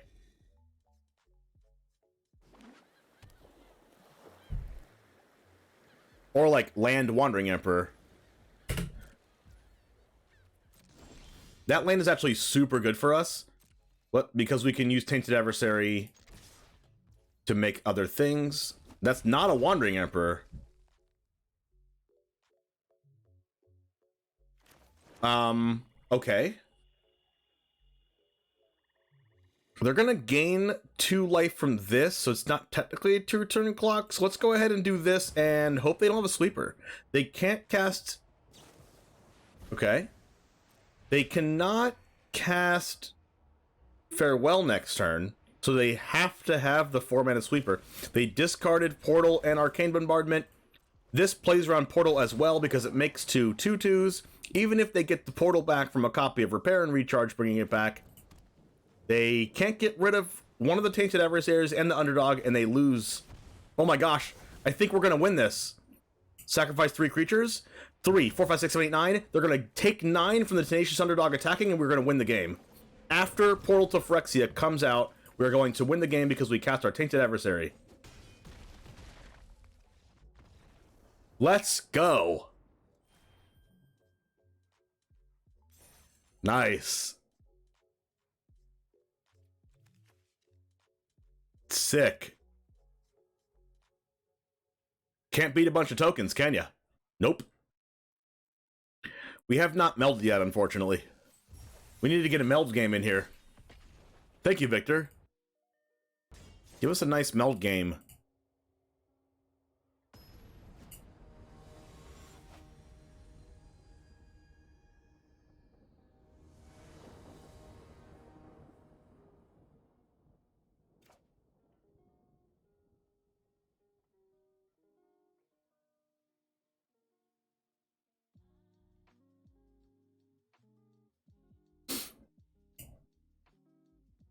Delicious.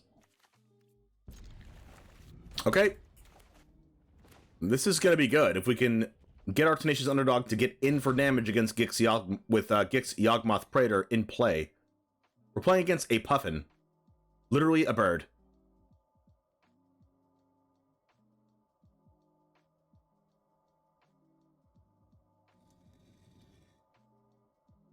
Okay, opponent. Are you there? Okay, that's a Swiftwater Cliffs. Which means our Tenacious Underdog might not live if there's a burn spell. Could play against the Iconoclast, the one that makes 1/1 artifact tokens, similar to a young Pyromancer. Could be playing against a blue-red tempo deck with Monastery Swiftspear. We shall see. The game plan is Underdog turn 2, Yawgmoth Praetor turn 3, get in with Underdog, draw a card, and then Shieldred. Maybe Underdog gets countered? Maybe? Okay. It gets destroyed by a Braid. Well, good thing they used a Braid there and didn't use a Braid on our 2/2 artifact creature. Alright, that's Grixis. Let's go ahead and get our Fable the Mirror Breaker out and see if it doesn't get countered. It gets countered.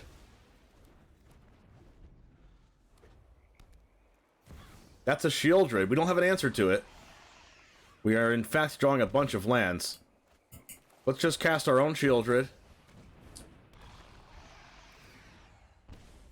And hope they don't get rid of... I hope they don't have a 3/3 that exiles our Underdog. They are not attacking. We're drawing more lands. Let us just go ahead and cast Gix. Attack with this. Do they block? They probably block because they don't want me to attack or draw a card. Maybe they have another Shieldred. Hopefully they don't get rid of my Gix. Don't do it. Don't do it. Another land that's good for me.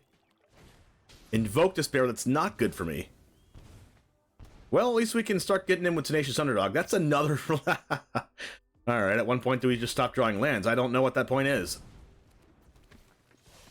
At least we can get some more draw power out of our graveyard with Tenacious Underdog, get some damage in, and hope they don't have more Invoke Despairs. That is a Phyrexian Dragon Engine. You love to see it. Duress. Now they know the contents of my hand, unfortunately. Corpse Appraiser. That's what I did not want them to have earlier, to exile our Underdog. Looks like they just drew it, because they would have played it last turn if they didn't. They put an Infernal Grasp and a Corpse Appraiser in the graveyard. What could that card be in hand? The only card that could be, honestly, is another Invoke Despair.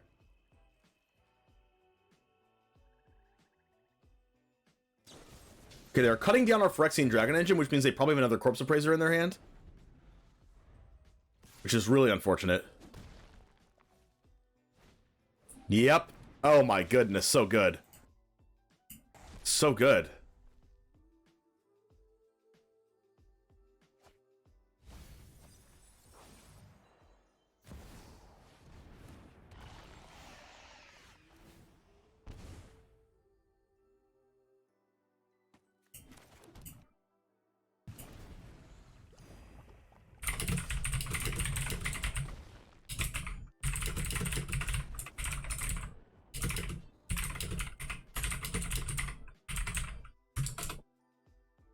Well, that's unfortunate.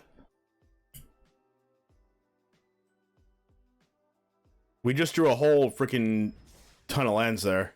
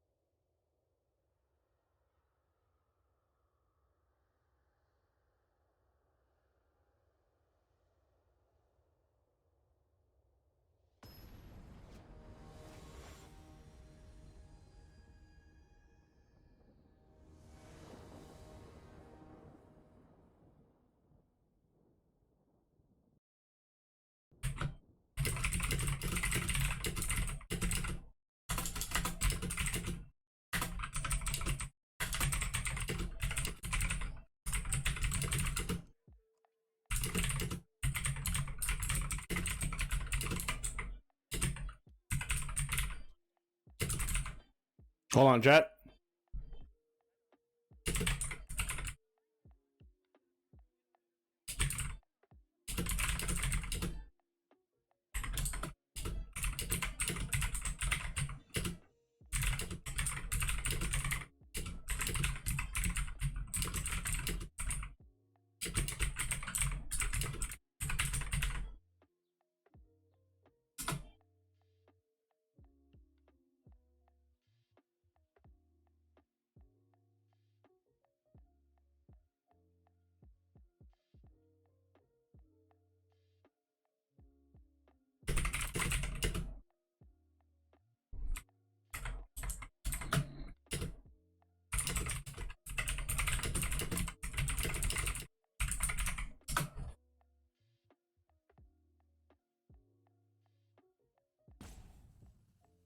All right. We're going to keep this, probably play Tainted Adversary on turn 2 and use Evolved Sleeper for our card advantage.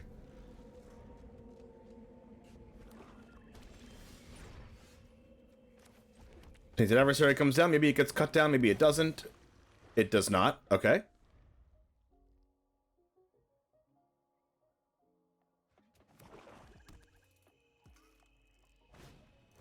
Razor Lash Transmigrant. This is a 2-mana 3/1. It can't block. Return it from your graveyard to the battlefield. It costs 4 less to activate, and opponent controls 4 more non-basic lands. Well, good thing I have a lot of basic lands in this deck. I don't know if I should cut this down. Like, I probably shouldn't because it can't block anyway. I would like another swamp, but here we are.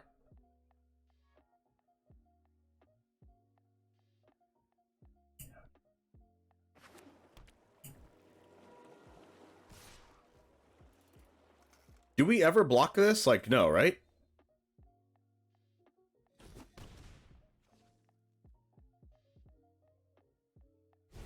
That's a Phyrexian Flesh Gorger. We can't cut that down, but we do have a Phyrexian Dragon Engine.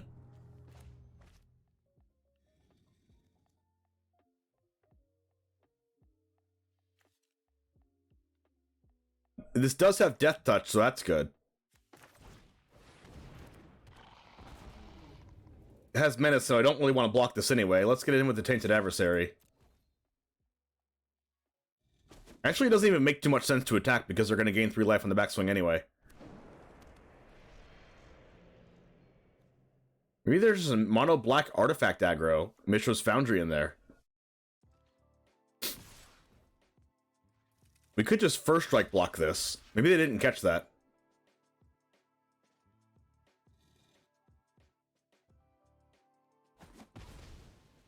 Maybe they just want to bring it back out of the graveyard. It does cost double black. And 4 more non-basic lands is pretty easy to do. Unless your opponent's playing a 2-color deck with a bunch of basics like I am. Evolve Sleeper. Well, they're going to evolve faster than I will because I only have 1 right now. Here we go. Here's the other one. So the question is, are we going MISHRA or are we cutting something down? I think we should go MISHRA.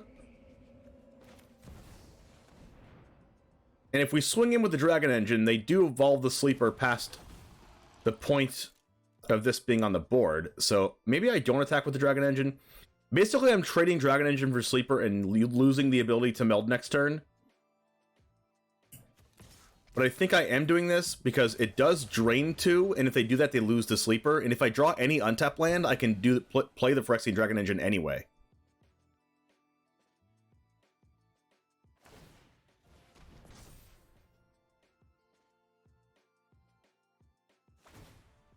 So I think I'm okay with using all of their mana and trading Sleeper for Phyrexian Dragon Engine. Oh wow, we're just going to Death Touch each other. Maybe they didn't realize my card also had Death Touch.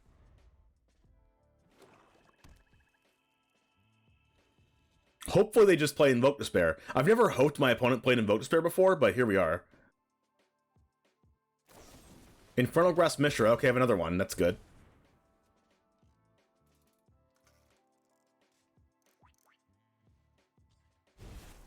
Another Flesh Gorge. That's a lot of lifelink.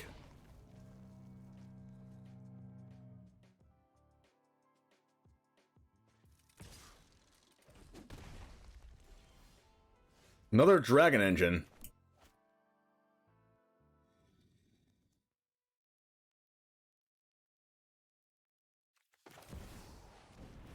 Am I trading Dragon Engine with Flesh Gorger?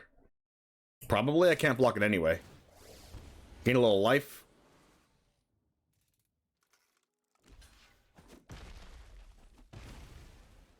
And then if I draw an untapped land, I can just cast it back out of the graveyard. Discard the other Dragon Engine, draw some cards, and see if we can meld. Invoke Despair, that's going to be discarding this. If we draw an untapped land, we almost win the game on the spot. So let's go ahead and draw an untapped land. Please, deck. Please, deck. Cult Conscript, that comes in tapped. Please, untap land right now. Let's go! Alright, let's go. Phyrexian Dragon Engine comes down. Let's discard our hand, I think, because none of these are removal spells besides this, and we really want to get rid of this Flesh Gorger. I think. But the problem is, these are probably better than lands. Let's go ahead and do it anyway, because I want to discard Phyrexian Dragon Engine regardless. That is a lot of lands. Let's attack. Do this. Meld. Let's go. Deal 3 damage. Discard 2 cards. Creatures I don't control get -1/-1.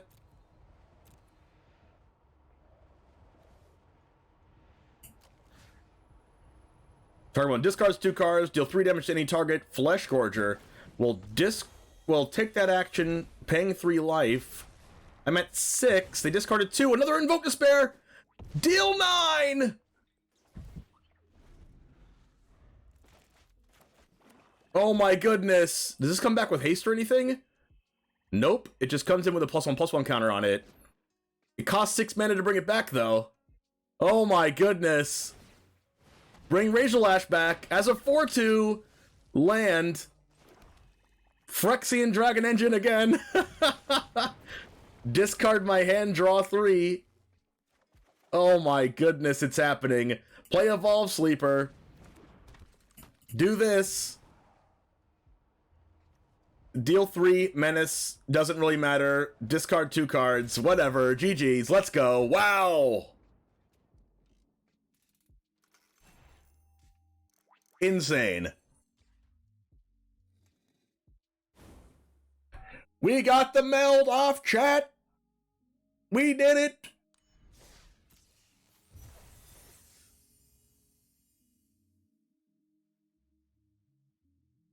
It feels very Uro. Well, it would feel very Uro if it like drew a card or whatever when it entered the battlefield if you cast it from your hand. It only works if you do it from the graveyard to draw 3 cards.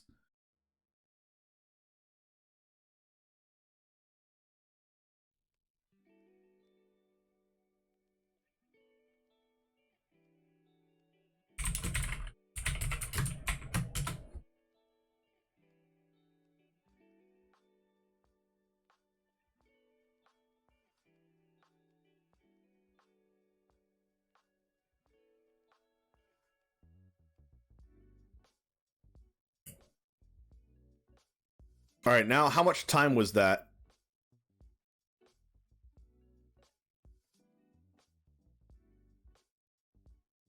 Or we can get one more in.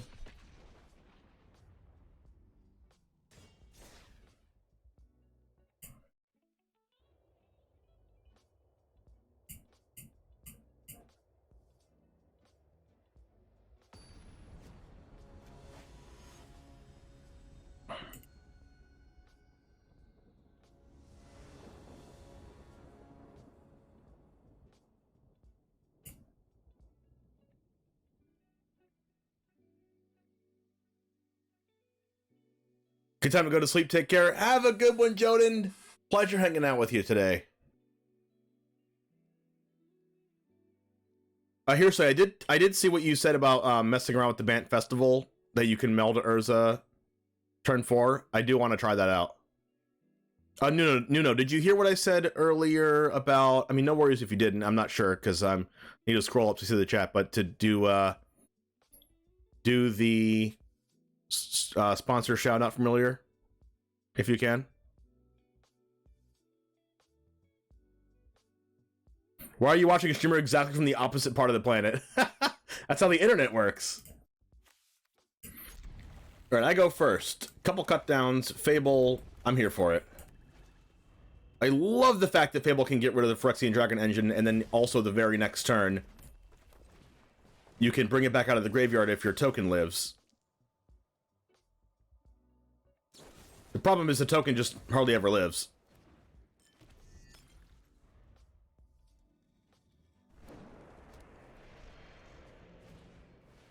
Tenacious Underdog. Let's go ahead and do this and watch the token obliterate.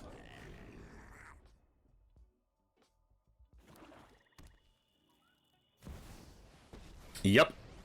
Never saw that one coming. No more distractions. Let's make this quick. Haven't you ever heard of personal space? Do I want to discard the engine now, or do I just want to cast it?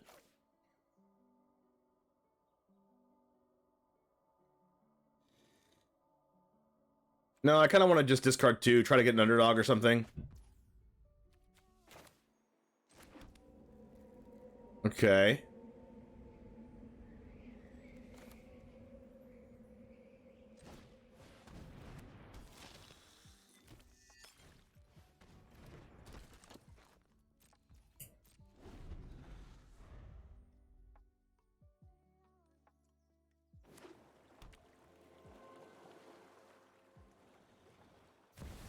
Shieldred. Okay, I do not have an answer to that.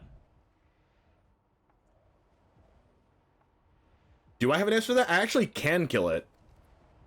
We can kill it with Blood Tithe Harvester plus Cut Down, actually.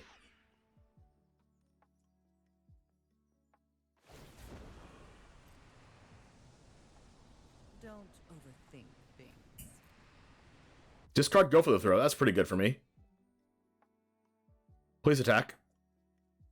Please attack. Oh my gosh, if they attack, I get to kill Liliana and Shieldred. Crap. Can't always get what you want. Cannot always get what you want.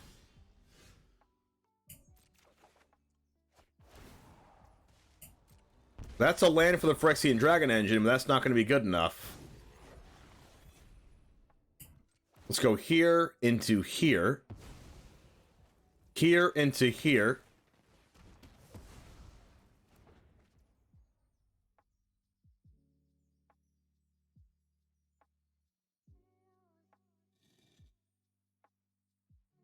To attack or to not attack?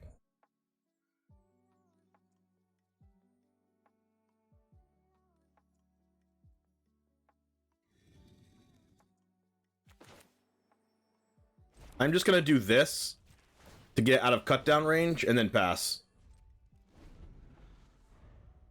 I do not want to trade Sleeper for Underdog.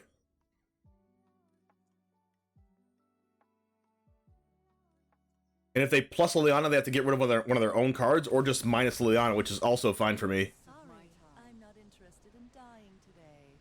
I think we're getting rid of our Sleeper.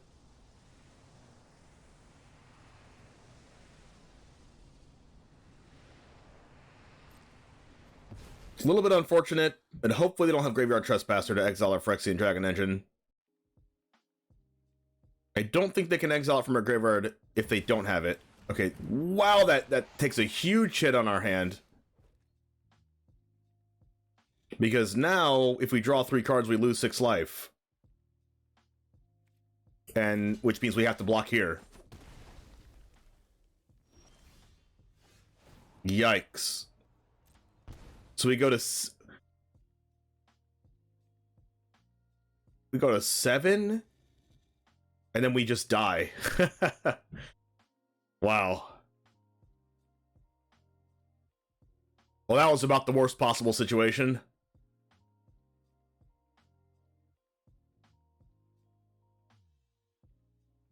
We have to draw Go for the Throat.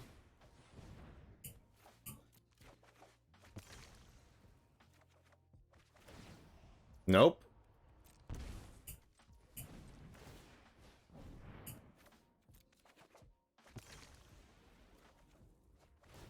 Well, this means we're not exactly dead. We can Death Touch block Death Touch, but they could have any removal spell.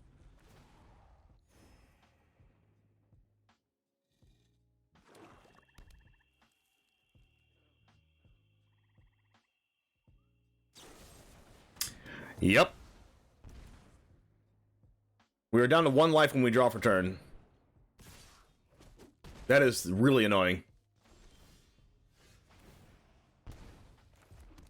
Alright, we're dead.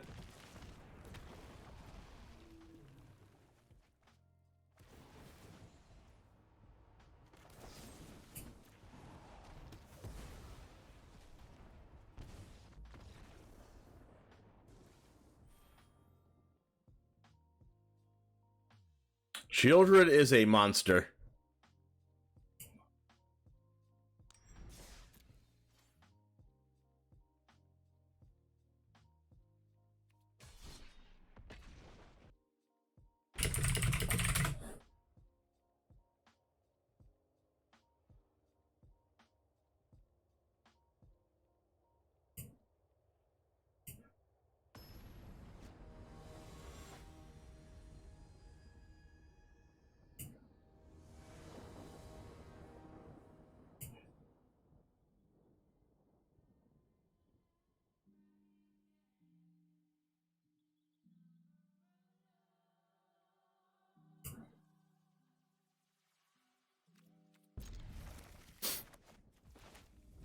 Here we go. Evolve Sleeper turn 1. We have removal. We have a turn 2 play. We have a Mishra now. Go ahead and swing in.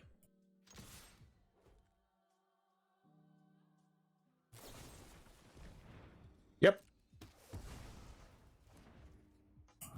Disguise our red mana real quick. That is a black-red deck just like us. Could be Go for the Throat, could be Infernal Grasp. Here's our own Go for the Throat. Let's attack. We don't have a proactive play like a Fable of the Mirrorbreaker or anything, so let's just really hope they don't remove our creature. And it's a Lightning Strike. Alright, so sadly, all we have to do is play this Haunted Ridge and pass and hope they play a 3-drop. Or that. Cut down on this seems pretty nice. Then we can cast Mishra next turn. Then we can start getting in for damage with Mishra with the burn damage. Discard up to 2 cards. Let's see what they draw. They are playing a more aggressive build since they are playing Lightning Strike, so we'll see. Maybe they're not playing Infernal Grasp or Cut Down. They probably are. Maybe it's a split between Lightning Strike and Cut Down. They are discarding the other Mishra, I believe. No, Ravaz of the Claw. Oh, they're playing dragons. Whoa. Well, good thing I had this Go for the Throat. We don't really want them to ramp up into dragons, but unfortunately they already have 5 mana, so Ravaz seems like it's just going to do its thing.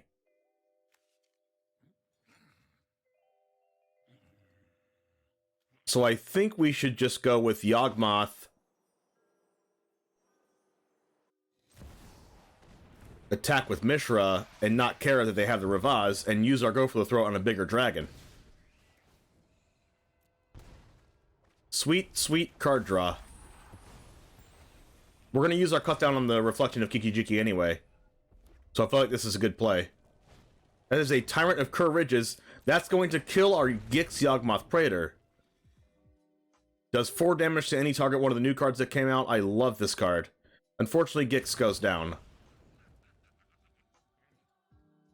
There's always a bigger dragon as well, so maybe they have an 8-mana dragon in their hand.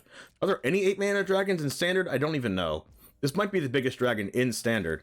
Let's go ahead and cut down this.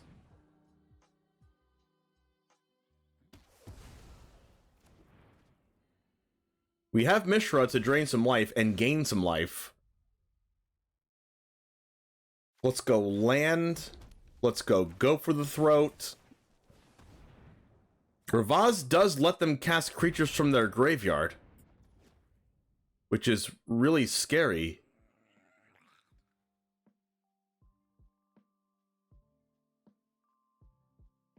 Which means I kind of don't even want to cast this Blood Tithe Harvester.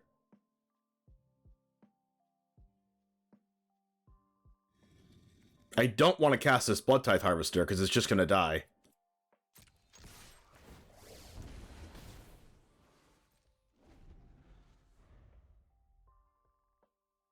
So we might have to kill this Tyrant twice.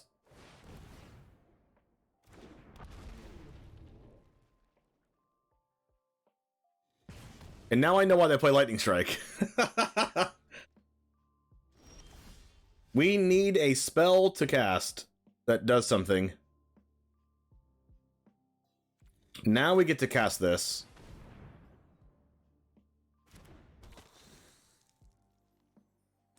And also this.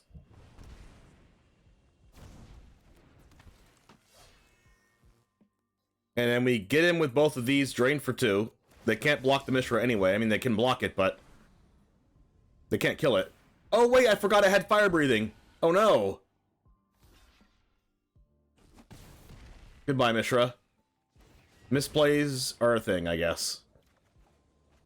Okay, that's a land. Definitely not gonna... I forgot this had fire breathing. Smoldering Egg. Okay, wow, they play instants and sorceries also? Obliterating Bolt, that's a thing. Okay. Well, this Tyrant of Kerr Ridges is probably broken. I mean, honestly, this is the only one that they've drawn. They've cast it back out of their graveyard, which is very unfortunate. What can we even draw here? They didn't use the Sulfur Springs, which probably means they have a cut down in hand. That's another land? Wow.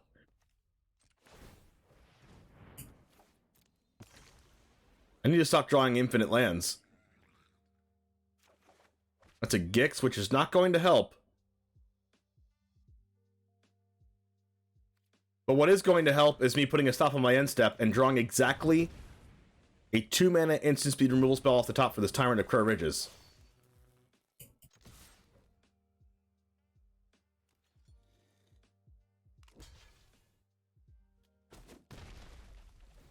Here we go. Go for the throat right now off the top. We must call it, and we must draw it. Here it is. It is not. Alright, we died to a dragon that deals 4 damage. Maybe we should have killed the Ravaz. I did not remember that Ravaz could cast things back out of the graveyard.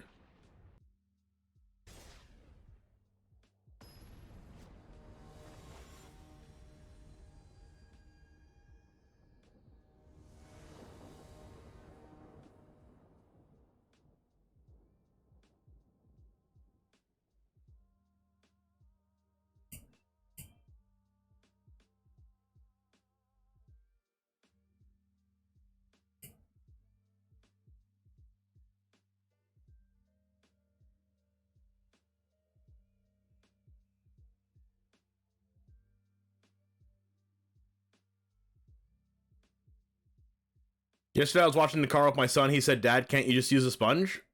Okay. What? Why?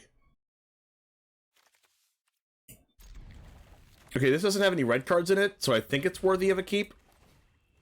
Especially since we can go turn 2 Underdog, turn 3 Yawgmoth if we draw any land. That's not a land, but it's okay. We will survive. Get in for 1. Maybe it's Jeskai. Maybe it's not Jeskai. That's still not a land, unfortunately. It's okay. We'll attack for 4, and then we'll cast another Tenacious Underdog.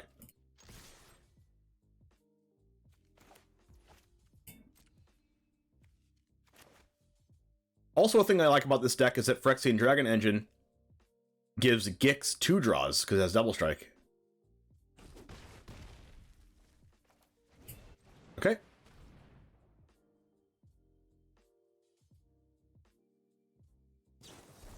As they make disappear on our Tenacious Underdog, which is pretty good for us. Now we just need to draw any land off the top of our deck. Literally anything. Doesn't matter what it is, every single land in my deck is an untapped land. That's a land.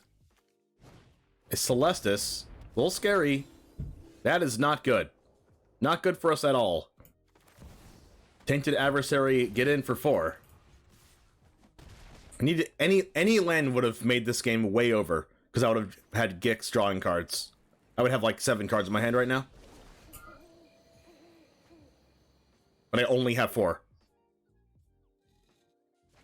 Discard Syncopate. How about a land? Okay, that's not a land. That is very bad for us. It's time to get Wandering Emperor.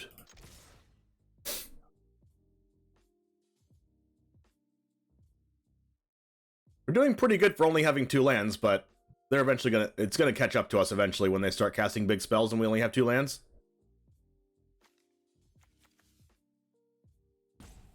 It's time to cast your Wandering Emperor, opponent.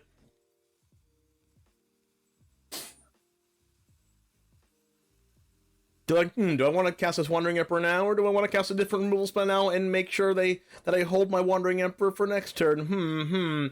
Strokes beard in thinking. Opponent thinking, ... Oh, March of Otherworldly Light.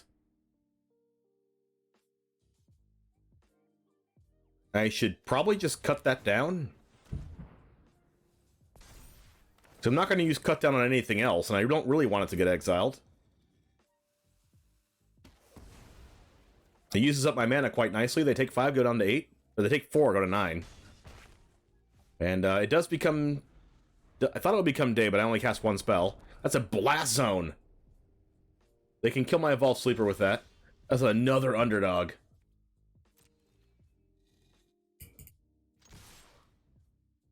Maybe they just blast off the zone right now. Okay, they don't do it.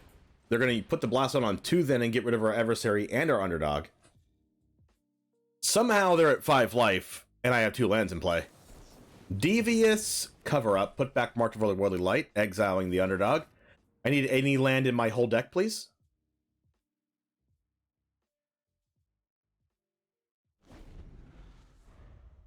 How many cards have we been through without drawing another land? 12 cards. Sick. This is called getting Magic of the Gathering. Whoa, we still don't have a land. We are getting actually Magic the Gathering.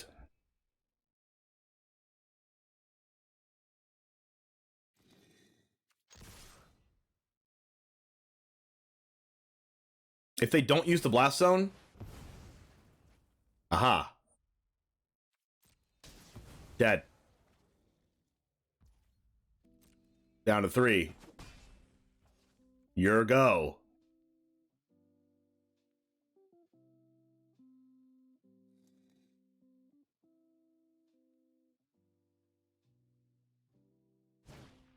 Silver Scrutiny for 1. That seems desperate. Seems desperate. Drew a land. That's a land. So you're saying there's a chance. Cast Gix. Make disappear. That means the odds of Emperor are even lower. Attack. No Emperor, please. No! Okay. They had both. Maybe they drew it off the Silver Scrutiny. Who knows? At least I have a land.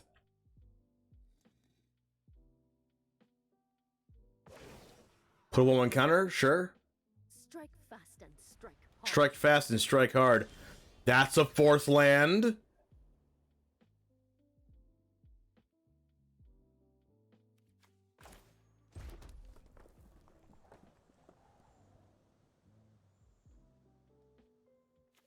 Kind of want to kill this Emperor.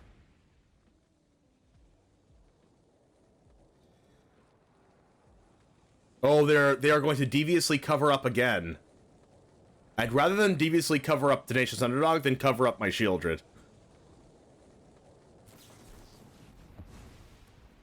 Alright, so all I need for them to do is not top deck a draw spell.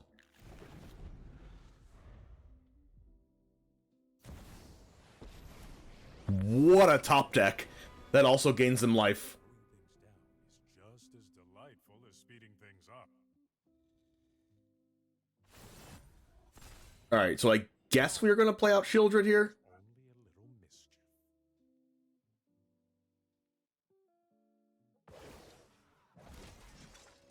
Guards, to me. The problem with this is they get to minus Teferi and then find another spell to deal with Shieldred. Alternatively, we could play Phyrexian Dragon Engine plus cut down this 2/2.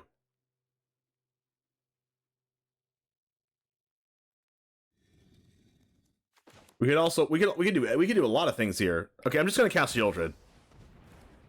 And then hope it like gets there somehow. The +1 on Teferi is gonna counteract the burn damage from Shieldred, which is really unfortunate that they top decked it.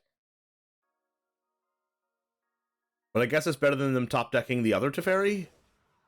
Now we can't cut down the 3/3. Remember your training.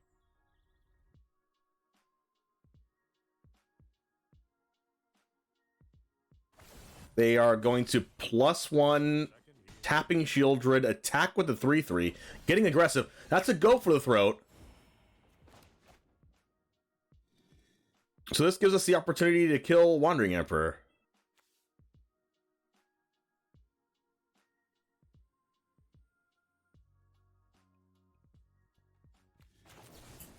That last card in hand has to be something.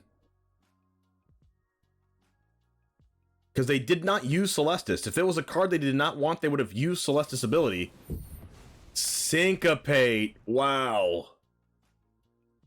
If I attack with Shieldred, then they block with the 3/3 on Shieldred, and then minus Wandering Emperor on Shieldred to kill it. That's good for me, because that gets rid of their Emperor, and I have another Shieldred.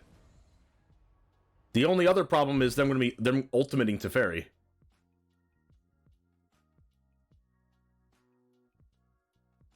A good sign for us is going to be if they use Celestis to draw a card. Because thinking about it, the top-decked Fateful Absence. What a draw. Opponent is getting, shall I say, a little lucky. Let your blade do the talking.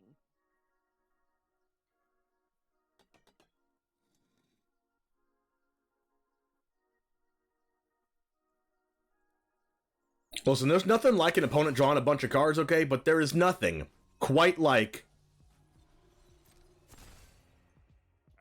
playing a Niv Mizzet Reborn and drawing infinite cards. Okay, so we can still sacrifice this clue token, even if like they're tapping it because they don't think we can draw a card from it, but we can. The secret text of clue tokens is that you don't actually have to tap it to draw a card from it. All right, pass.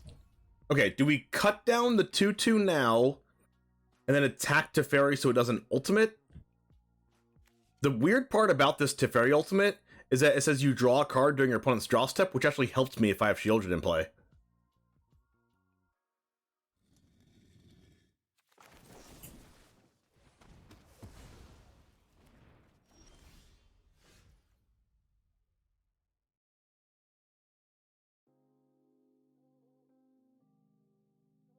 So weirdly enough, I think I want them to ultimate.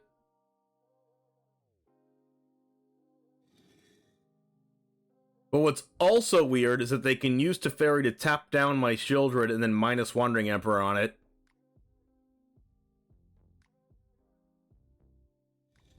So I should probably just kill the Wandering Emperor here instead of casting Shieldred. But I don't really want to. I'm just going to do it. Like, I don't like this, But if Teferi ultimates, I think I might be in an even better position than if it doesn't. Cool, we drew a land. Reckoner Bankbuster off the top? Oh no! Oh my goodness. What an absolute amazing top deck. Oh my gosh, I get to draw 2 cards a turn.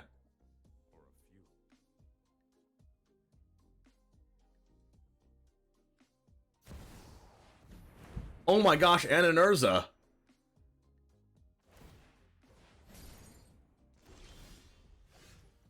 I mean, it can't get much worse than this, right?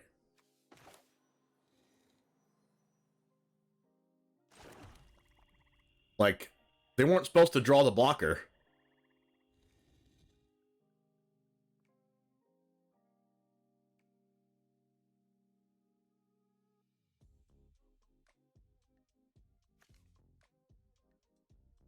I don't have a way to interact with Urza.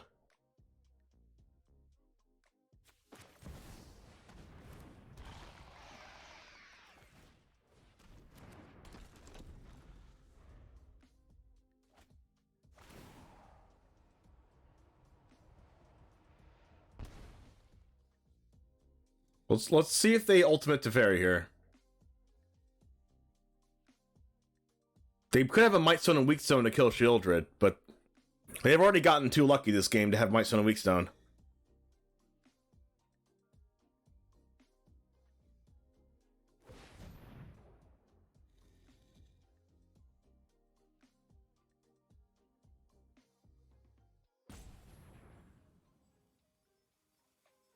Like, why couldn't they just top deck a land? And some think time only flows in one direction. Oh my god, another one. Okay. That's the reason I killed the Emperor, was so that didn't happen. Of course. Of course. Why wouldn't they have it literally everything they needed?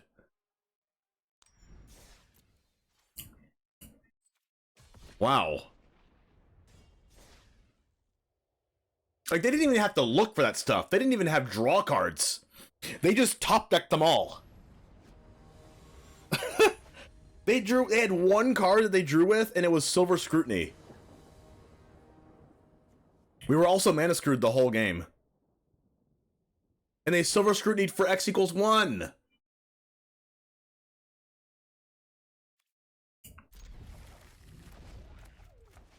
Alright, Sleeper on 1 should do the trick. Against the basic island. Alright.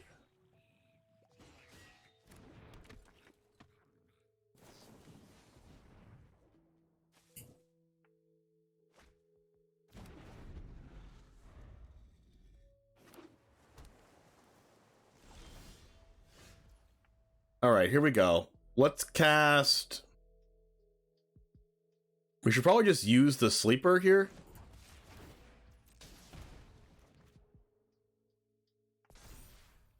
So I don't want to get my underdog syncopated.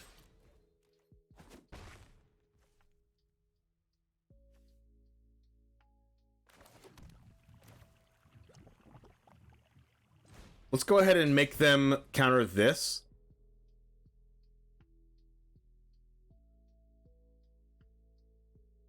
Because if we can use up all their counter spells, we can resolve all of this stuff, and this stuff's going to win us the game while Sleeper kills them. It's a Yawgmoth. I do want that to resolve. Which means I think I'm okay with Fable getting countered. And then next turn we can go evolve the Sleeper plus cast Tenacious Underdog. Hopefully they don't have a bounce spell.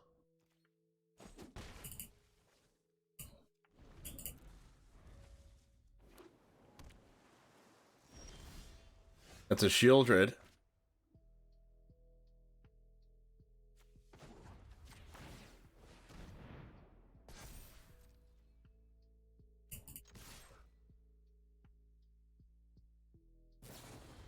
That's a Fading Hope.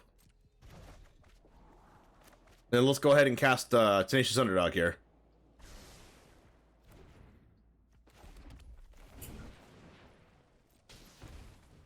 Okay, that resolved pretty quickly.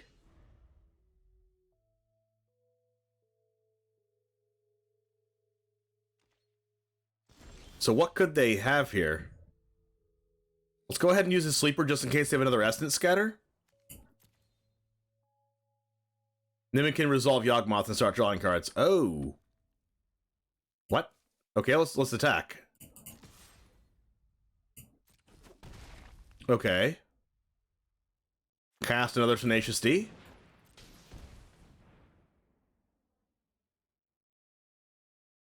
See if they counter that. That's the Essence Capture. They didn't use it on Sleeper, which is weird.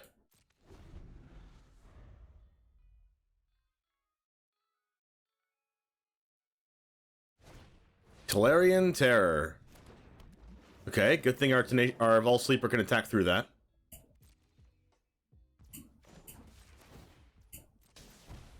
I want to draw a 2-mana creature. That's not it.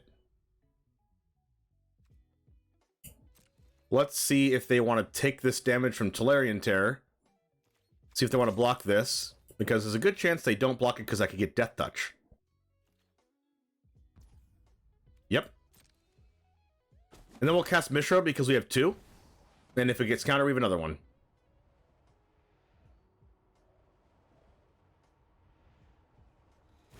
Did not get countered. Interesting. Another Tolarian Terror.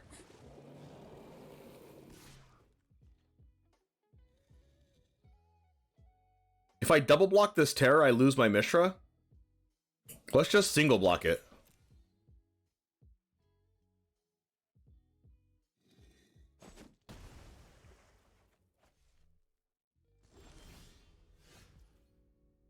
Alright, that 2-drop creature is really good because it lets me burn them for 1 with Evolve Sleeper attacking with the MISHRA Claim by Gix ability.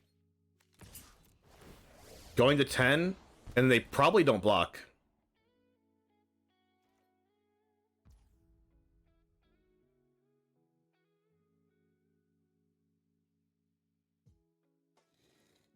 And then I think I might just cast Shieldred. No, I think I'm doing this and casting Underdog so I can chump again.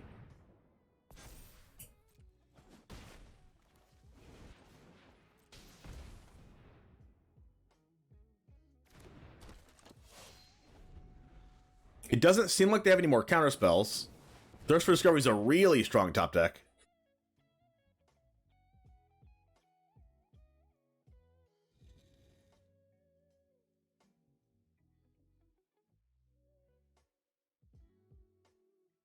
This is the scary point in the game against Mono Blue. When you have to start blocking. Whoa, they discarded Spell Pierce and Essence Scatter. Casting a Delver of Secrets. That means they don't have a counterspell up unless they play a mana. I guess they could have a Spell Pierce. Do we take 5? Can we kill them? Let's take it. And they might have a bounce spell. There's a Dragon Engine.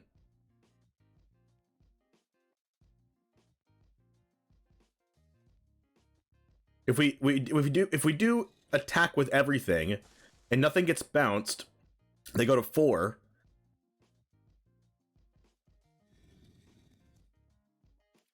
Alright, let's see what happens here. If they have a bounce spell, they have to use it now. No bounce spell.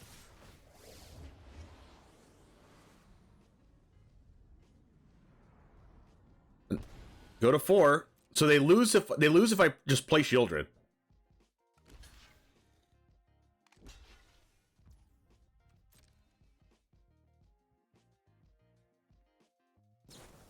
Okay, yep, now they're dead.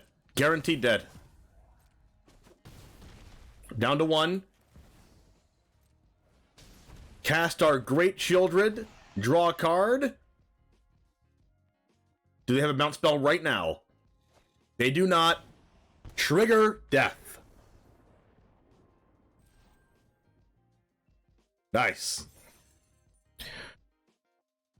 What's up, Mets? Mischief in the house. Yes, I am recording, so while I'm in a game, I will not be responding to the chat, but I'm responding to the chat right now. So about back on Shieldred would have been really bad. I would have died, actually. Right? If all they do is let their card die... Wait, I was at 11 life. Never mind, they can't kill me. Right?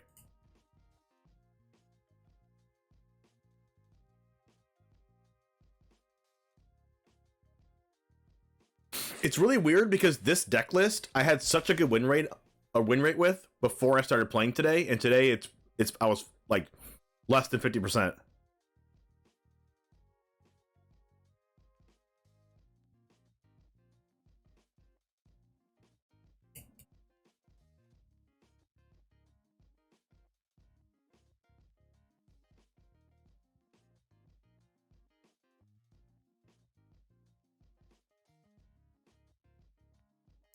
I want to get one more win with it, though.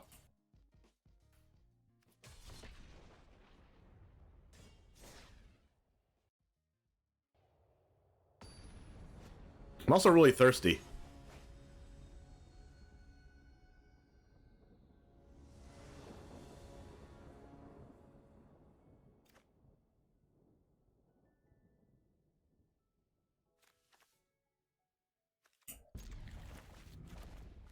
All right, here we go. Turn 1 Sleeper, turn 2 Blood Tithe, turn 3 Gix. Could actually cast the Adversary so it doesn't get removed. That extra 3 toughness helps a lot.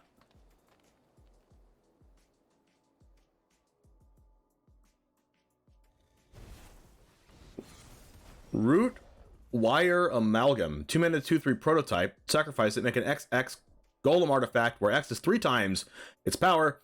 So it makes a 6/6. It gains haste till end of turn, activate only as a sorcery. The other side makes a 15/15 haste. Okay then. Let's go with Tainted Adversary or Blood Tithe Harvester. I think I'm going to go with Tainted Adversary because it's probably going to get blocked less when I attack with it with Gix on the battlefield if I want to cast Gix next turn. It is a 2 mana 2/3, so not bad. And a 5 mana 5/5. It is a mythic rare. Lightning Strike my adversary, that is bad for me.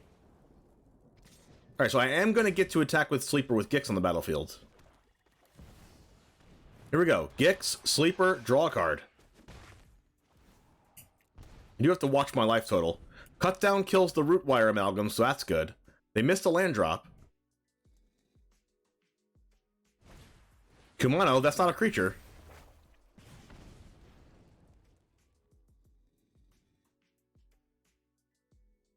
Looking at our Gix all menacingly.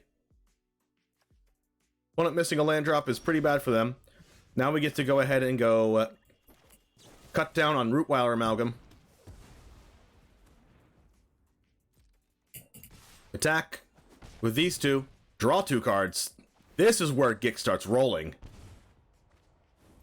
Who cares if we're drawing lands, you know? Who needs spells when you have lands?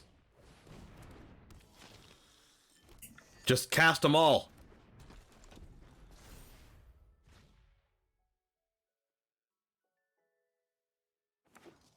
It's a Kerplusen Forest hitting that land drop.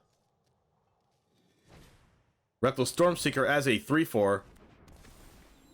Alright, if I draw... my outs are Blood Tithe Harvester, another removal spell. That's not it.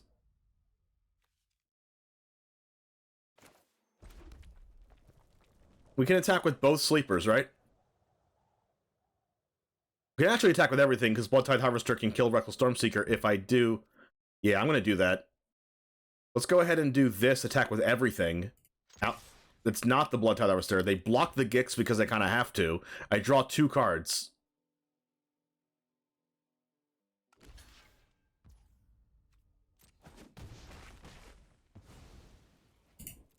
And then I also get to kill the Stormseeker. Take action. Another Gix. Oh my gosh, my opponent's going to be so upset. Here we go. I have 5 mana remaining. So, I guess it's Shieldred time?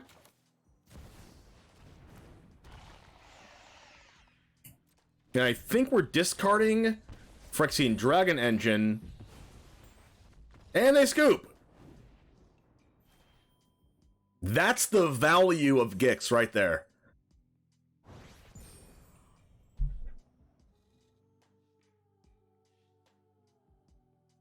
That was super value.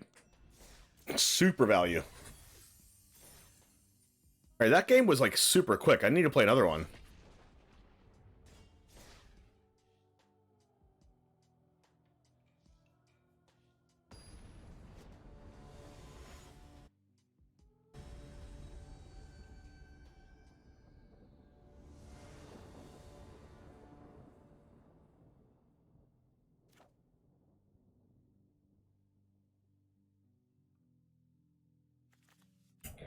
Alright, this is not very proactive, but we're on the draw, so we kind of do want a hand like this. The Monastery, Swiss Spear, coming down hot.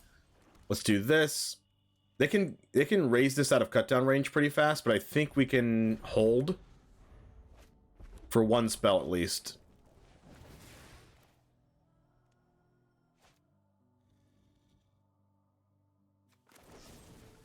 Because even if they cast a spell in response right now, it still dies. Unless it's a pump spell. Yep. Tawana comes down.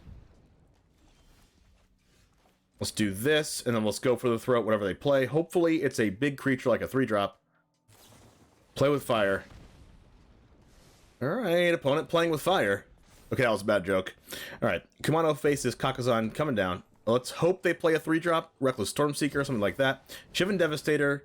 That it works for me. That's going to go ahead and go take a trip to the graveyard. Are we playing Yawgmoth or playing Fable?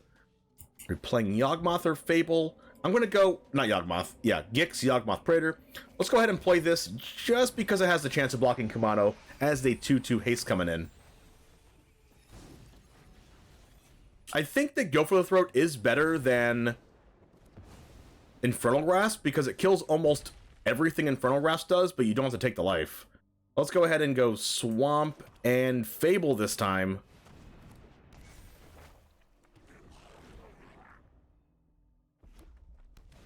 Thundering Raiju! Oh no, it pumps it now.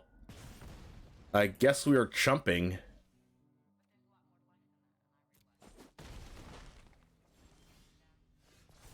We're discarding these two.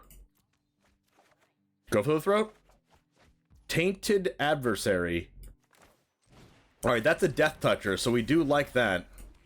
We do like that indeed. Here we go.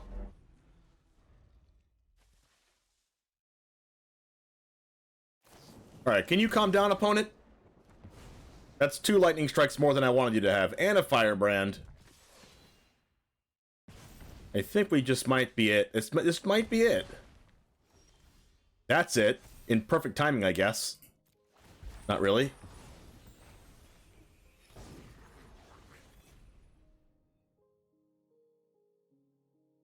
I kind of... Is this just better than anything else I could draw? Like, what could I draw that's good here? A 3/3? I guess that's fine.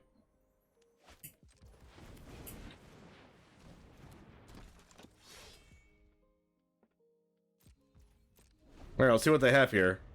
We're going to take 4 automatically. Because it's going to make us not block with Tenacious Underdog. Okay. Radis Firebrand's going to say that Tenacious Underdog cannot attack. Or can't block. So we have to block with Reflection of Kiki-Jiki, which we can go Reflection of Kiki-Jiki into Radis Firebrand and take 3, which is good for me. So I think I'm just going to do this.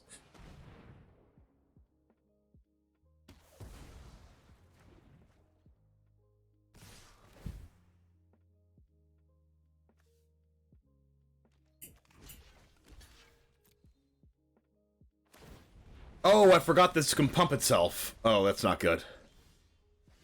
Sleeper.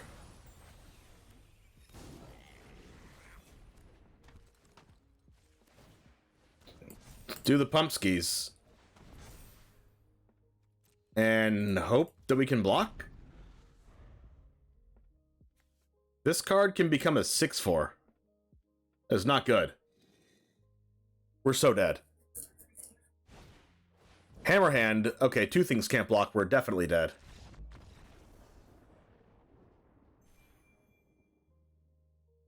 What an amazing top deck. Can I top deck like that? How many times have people just top decked the heck out of us? Can I do that? I feel like I want to have a little piece of this, or what my opponents have had.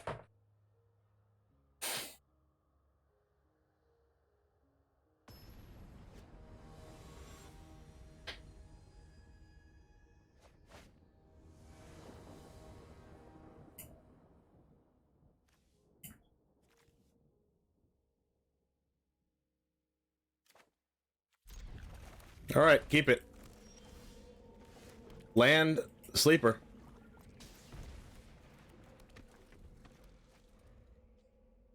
It's a little mirror match action.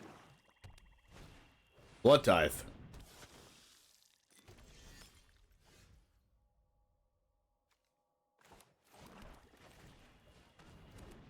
Now I guess it doesn't matter which one you kill. Attack with this one because, you know, make us use the mana or whatnot.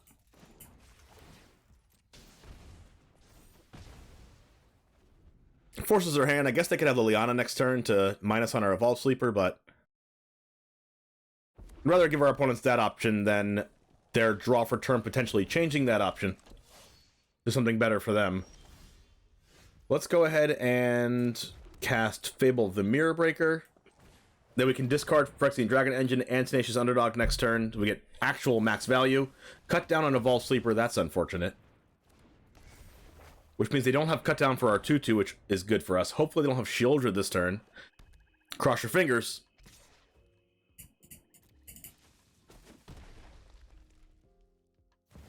Oh my goodness, of course they do. Because why not? Alright, we're gonna have to just take the damage and draw go for the throat. That is not it.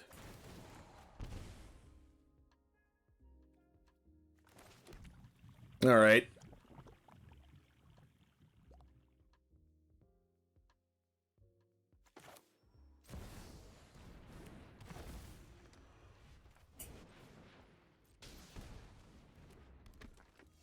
Alright, let's hope that our Death Toucher can Death Touch this Shieldred. They are not going to attack with it, which is understandable. Kind of just want to do this, but I kind of want to not do that in case I draw an untapped land. I'm going to attack. Let's just block like this. If I draw an untapped land, I attack with this and cast both my 3-drops. That's a Fable.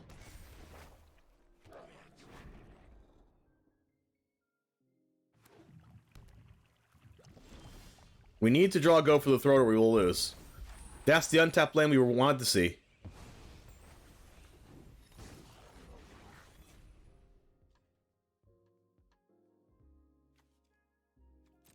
So it definitely gets blocked. So I don't need to cast Gix before that. Whoa, whoa, whoa, okay. Thank you. Black, this, and this. Gix.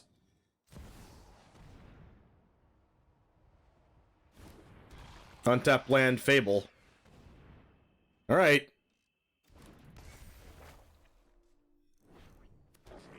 The Shieldred might kill us, but we gotta draw a go for the throat, like, right now.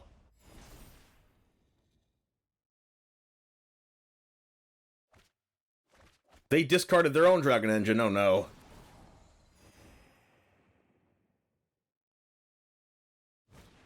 Bro, no!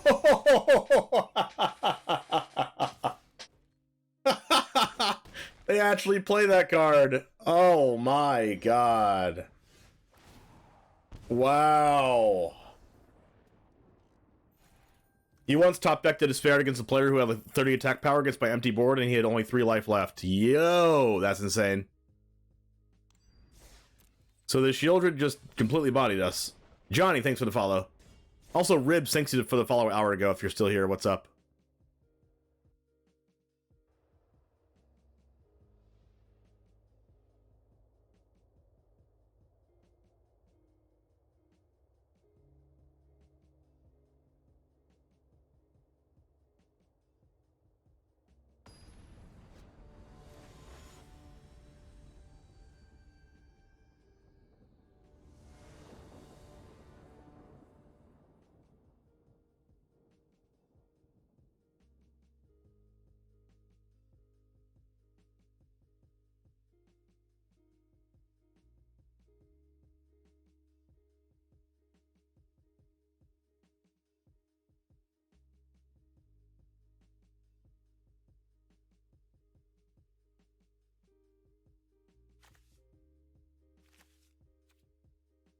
You think Black Girl will replace Mono Blacks in the meta? I mean, maybe. There's always a chance. The red cards are really good.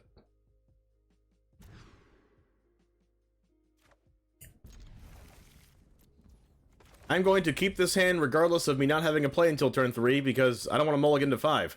Evolve Sleeper, that gets cut down. Alright, we're at a good spot here now. Now that we're able to cast our spells. Okay. Let's look at the bright side. They cast a Misery Shadow, we cut it down again. That's the bright side. We cast a Yawgmoth, they don't have a removal spell for it. That's the bright side.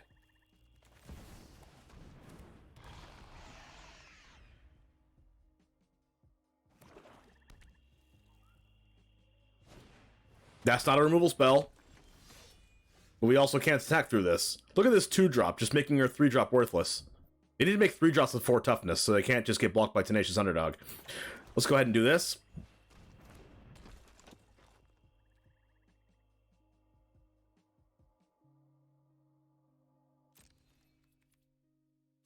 We're going to evolve our Sleeper now because they don't have a stop, which means they don't have cut down.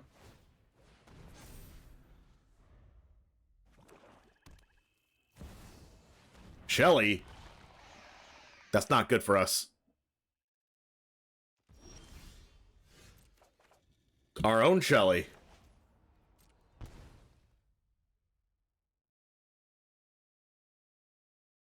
I'm okay trading Sleeper for Shieldred, right?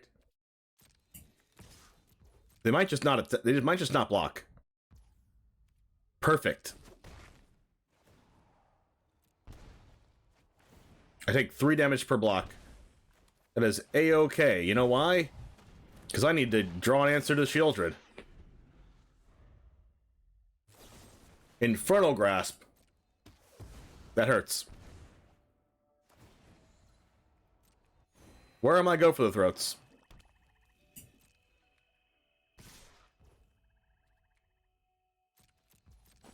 Taking a lot of damage because I kind of need to draw an answer. That's not it. If I draw 2 cards, do I lose? Yes.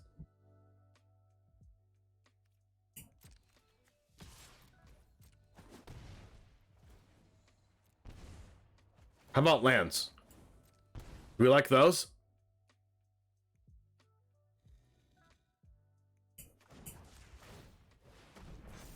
Oh, look, how about lands? We like those?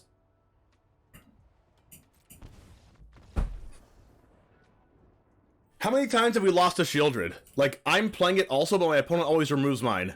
And I have 7 removal spells in my deck. How does this even happen? Like I literally just cannot draw or go for the throw to save my life. I have 3 of them in the deck.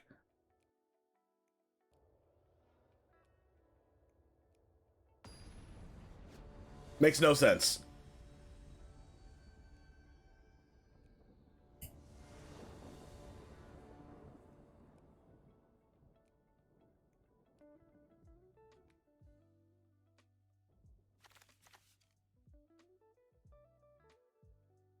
Alright, lands, spells, Mishra. Here we go.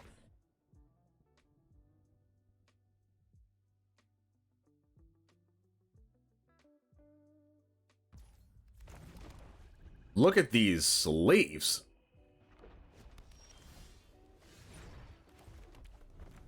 That's a basic plains. It's been a while since I've seen a basic plains on the other side of the battlefield. That is an Otawara. We probably get countered. I don't want to get countered.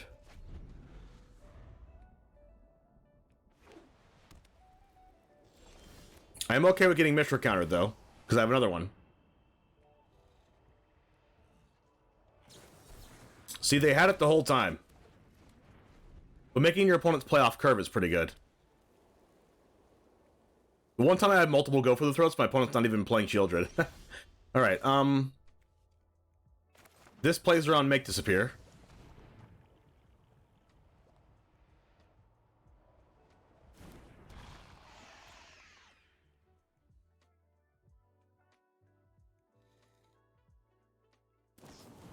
March or Otherworldly Light. Okay.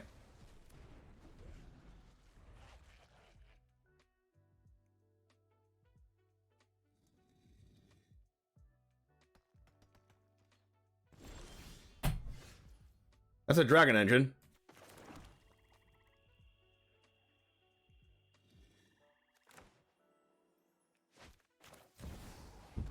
Here we go. Play around, make disappear, hold up, go for the throat. Thirst for discovery. Oh, wow. They're playing that deck.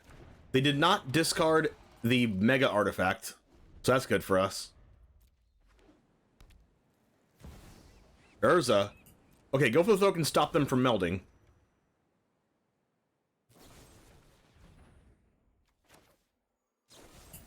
They can negate this, or make disappear it.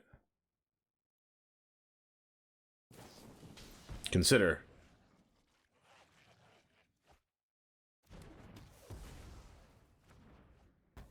At least we get our Dragon Engine off. It's a Tenacious Underdog. Has 6 mana available.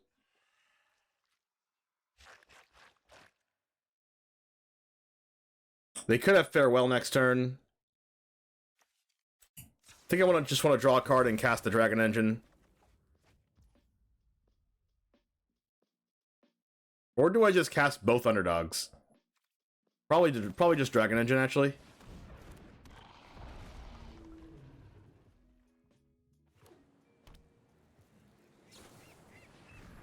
Opponent's thirsty.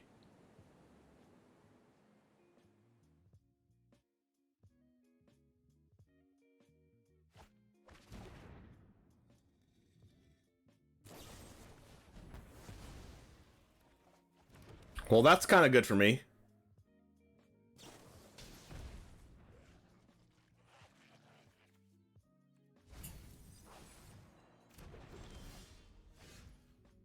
Four, 5, 6 mana.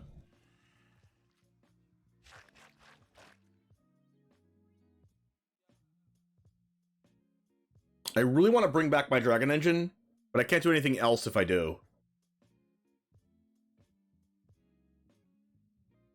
Let's draw a card first, see what happens. Sleeper.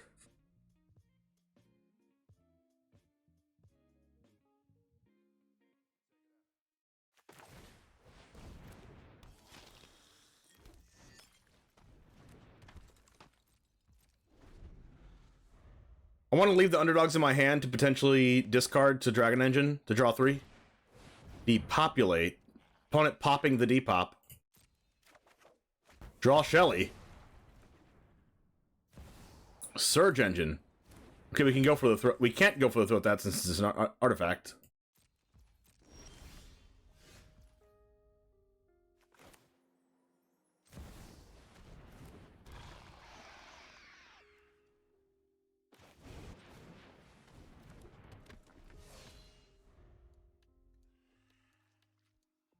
The opponent has to dump 4 mana into it to attack with a 5 as a 5/4 unblockable.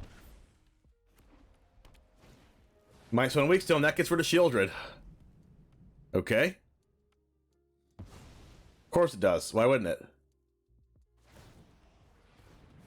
They did mistap their lands because they could have paid for Surge Engine to be a 5/4 with the blue source, but they didn't have a blue source left because they tapped 2 blue sources to cast Minus 1 weak stone. Let's see.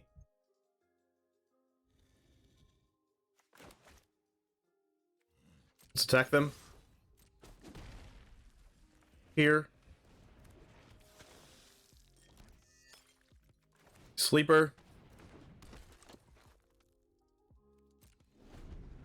Hold up, go for the throat for if they try to meld. Well, there's a...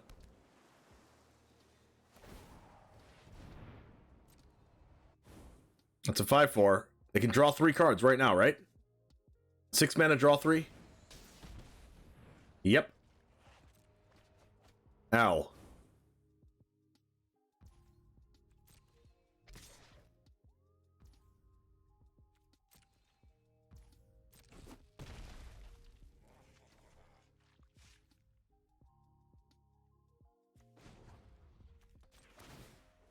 Alright, let's grow the Sleeper twice and see if we can give a knockout blow with the Tenacious Underdog.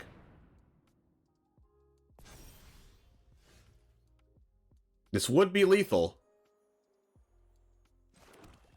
7 mana available, so we can go Phyrexian Dragon Engine plus Underdog not blitzed, but Dragon Engine is more damage than Underdog anyway.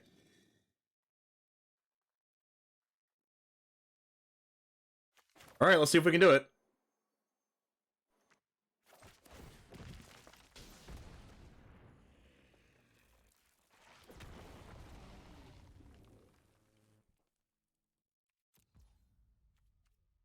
I'm not actually discarding my hand because we want Go for the Throat in case they try to meld Urza.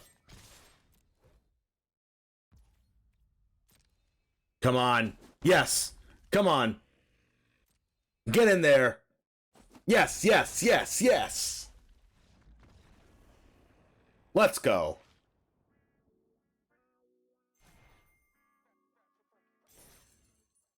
We did it.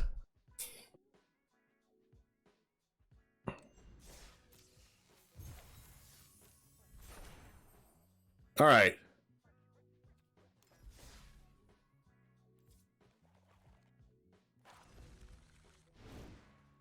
Maybe we just need to up the count of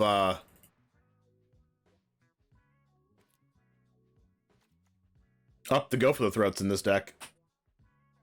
The reason why I have so many cutdowns is I kept playing against like soldiers and mono red and stuff like that.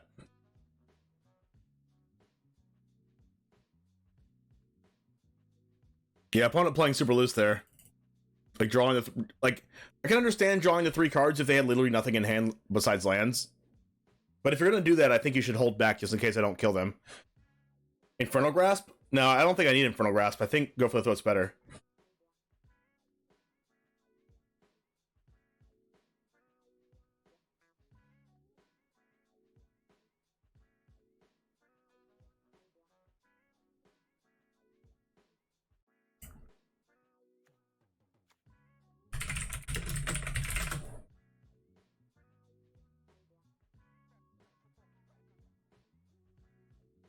All right.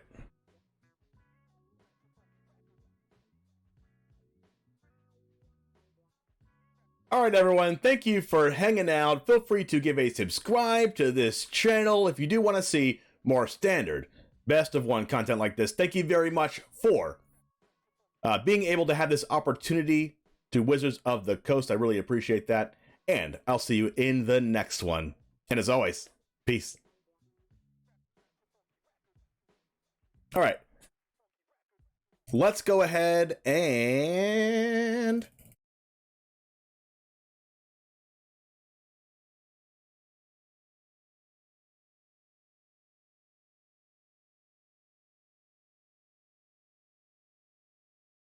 Do we change anything around because we were losing to Shieldred? Arena? Can you calm down?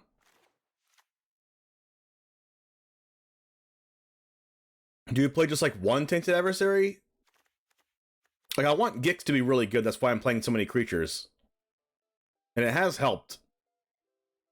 But maybe I'll go down a cut down and go up a Go for the Throat. Because I've just like kind of always wanted this card.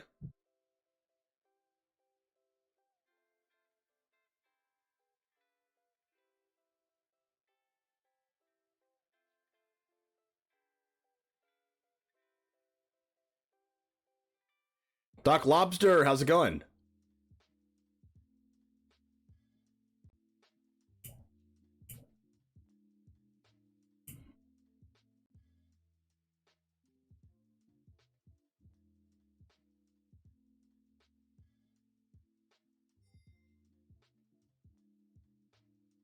Your opponent replaces sleepers with Kumanos to make these bigger? Sleeper draws a lot of cards, right? Like, is Sleeper better than Kumano? Like, late game Sleeper's better. It's a Death Toucher.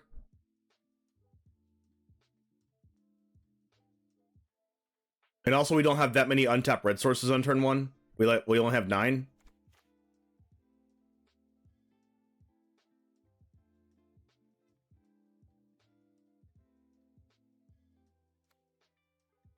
Like, that's what really the problem is.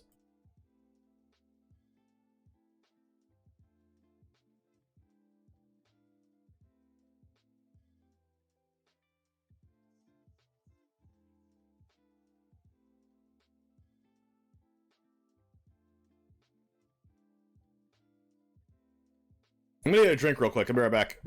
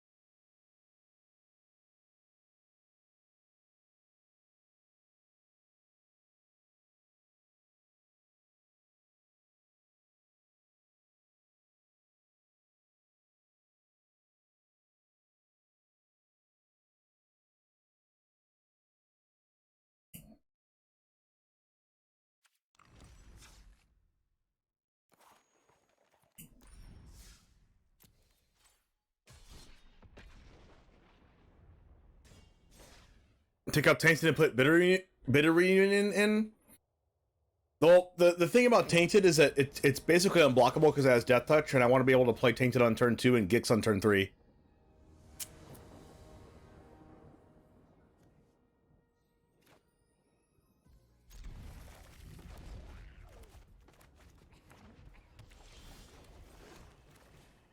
Alright, Sleeper turn 1.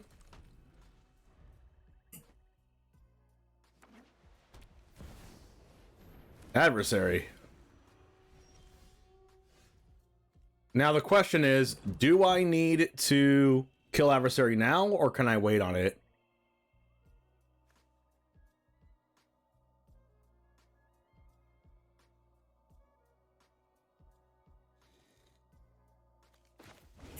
I think I can wait on it.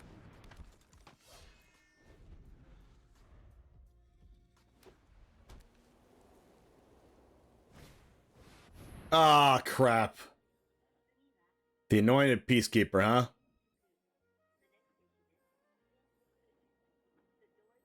I need them to not know my hand.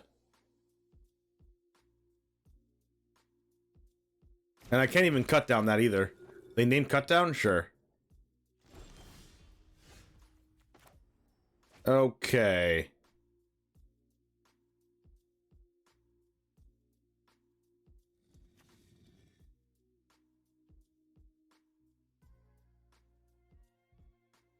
If I go Yawgmoth and attack with Underdog, they definitely just trade with Adversary, right? So I don't draw a card?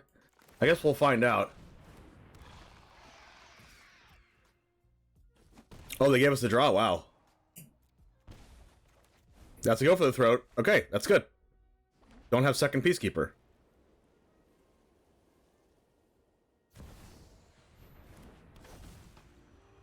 That makes it so much worse.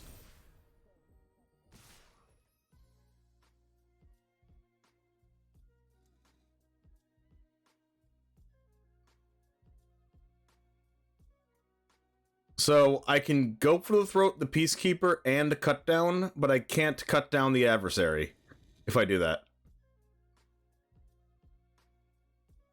So I think I might just have to throw my Yawgmoth Praetor away.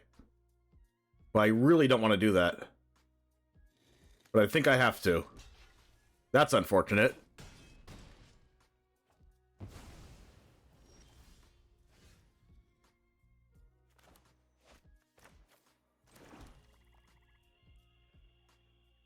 I can just not cut down this Adversary now. Wow.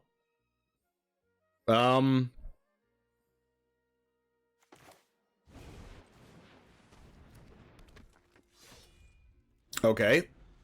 Let's try this.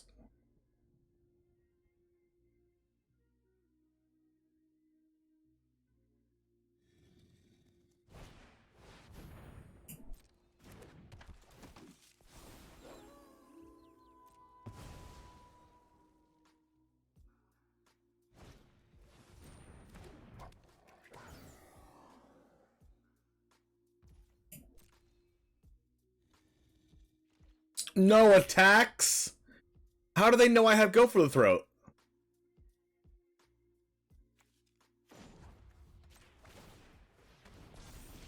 Wow.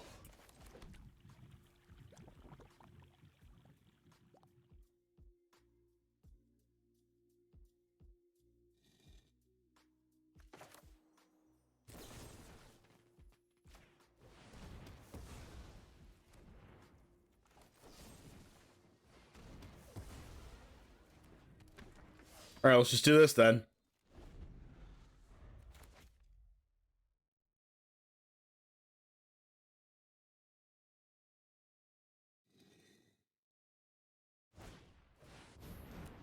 Adeline's a card, but it's not too good right now. Until next turn when they start attacking with Adeline. We need to draw a non-land. Okay, sick plays. Now let's see if I draw a cut down. That's a sleeper, I'll cast it. Alright, this is where sleeper gets real good. 4/4 Death Touch, draws a bunch of cards.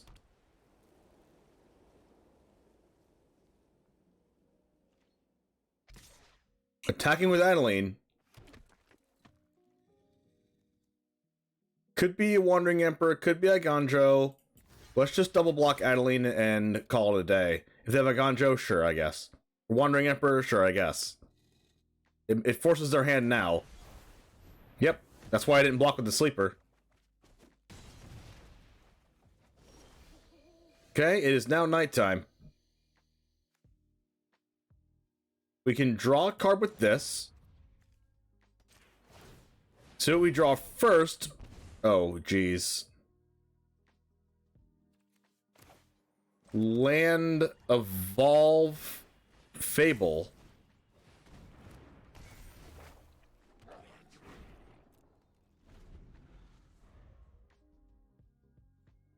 Please on another Sarah Paragon. That can't be good.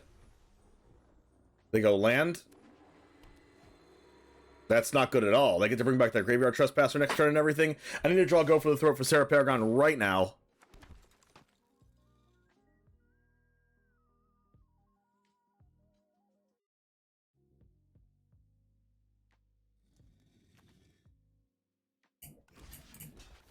I do not want to block with this sleeper in case I have another Igandro, because they can actually use it, because they have a legendary.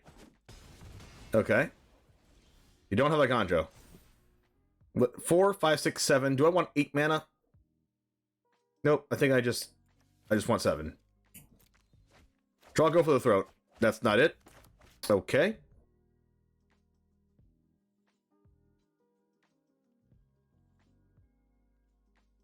This is not good.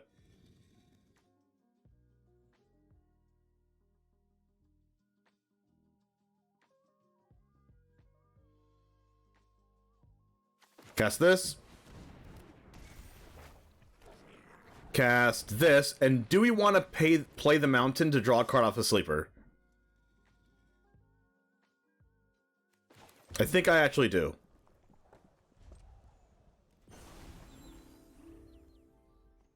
Oh, you know what? We could have made it nighttime, but then they would have cast 2 spells anyway. Adversary? Oh no. Am I dead?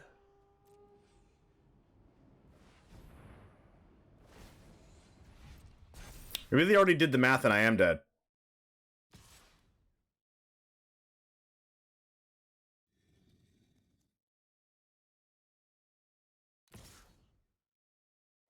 Well, that thing's dying.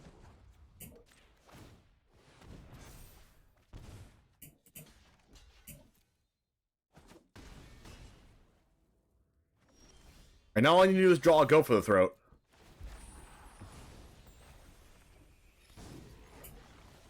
Come on. Crap.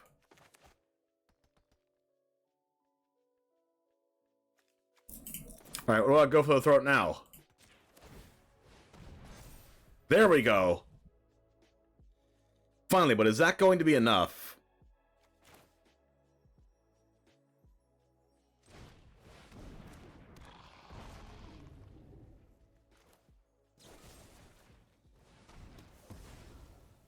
Hopefully it's enough.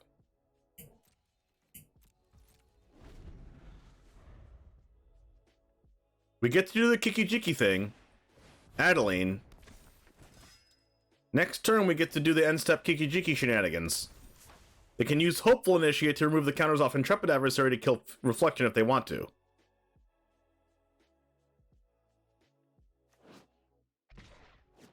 No, they can't, because it removes +1/+1 counters, not any counters. This has Double Strike. This is a 7/7. This happens. Alright.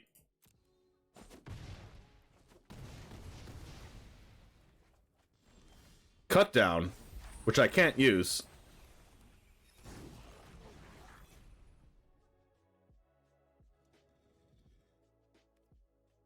So we go land, Dragon Engine,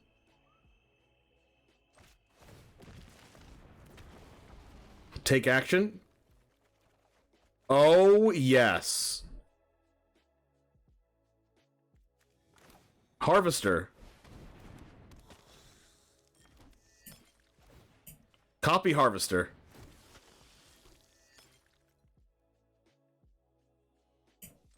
Harvester kill adversary.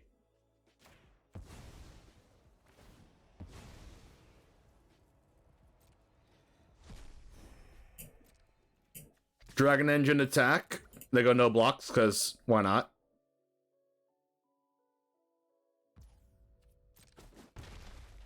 And then hopefully I don't die.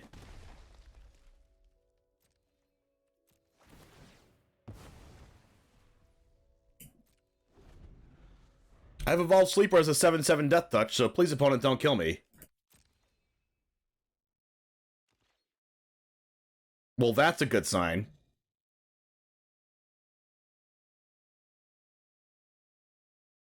It's a great sign, actually.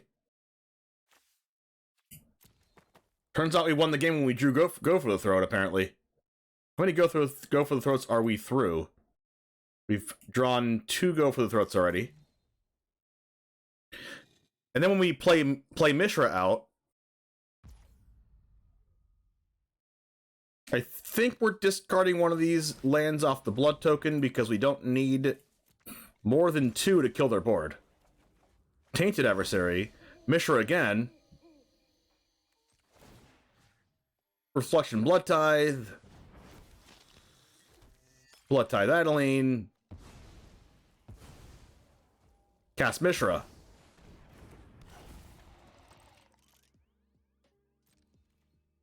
Attack with these 2. Drain for 2. Go to 6 life.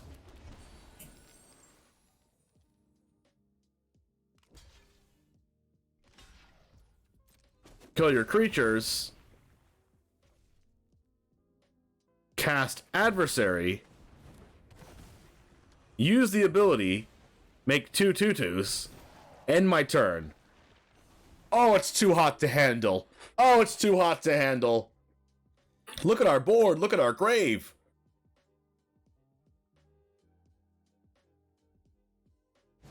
Farewell! What just happened? What just happened? How the heck did we just get farewelled? What? How did we get farewelled out of mono white aggro? We just got farewelled out of mono white aggro.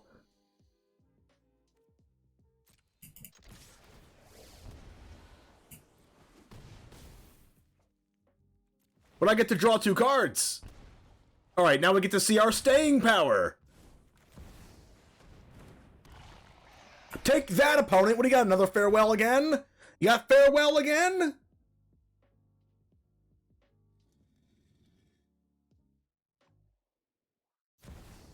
No, I thought freaking not.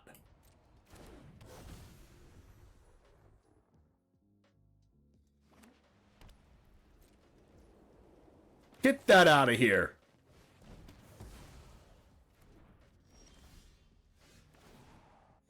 Cast this. Now we gotta use Gix to our greatest abilities. 7. Exile 1. Target you. Discard a swamp. Cast a card off the top of your library. Just kidding, it's a plains. I'll play the plains anyway. And then I will drain you for 3 and kill you for -6. Get out of here, opponent. Let's go. I know I kind of sounded like a bully right there, but listen, you don't play freaking Farewell in your mono white aggro deck, okay? Take that as a lesson.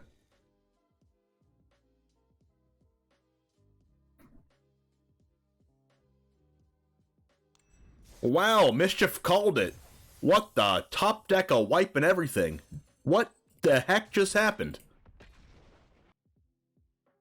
Who does that? I've never seen that before.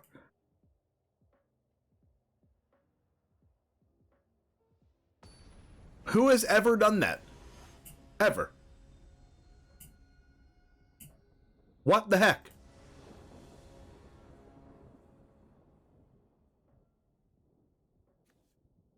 No, this is best of one. Best of one.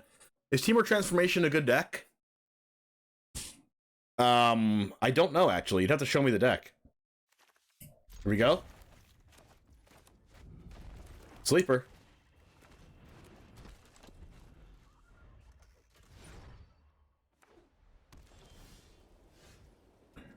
Tap land, I guess.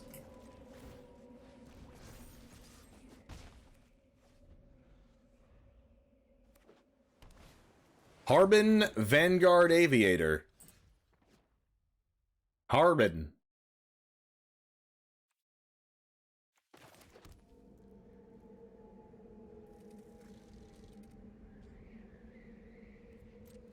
I'm okay with this trade.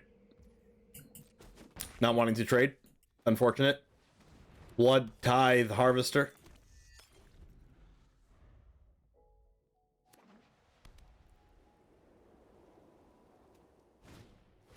Siege Veteran. Oh gosh, that gives the Harbin a +1/+1 counter, which is not very good for us.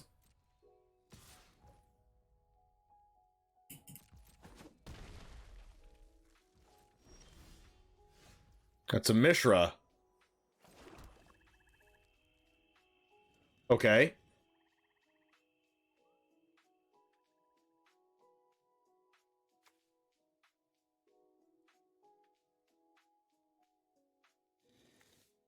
What are the chances that can beat a meld?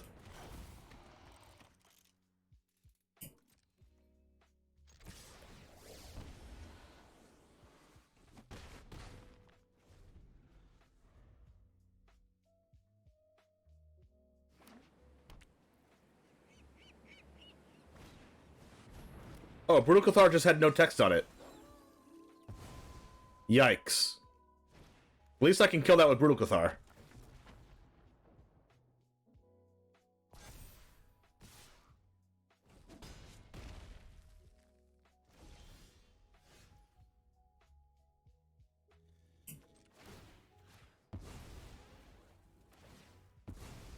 Get back my Mishra.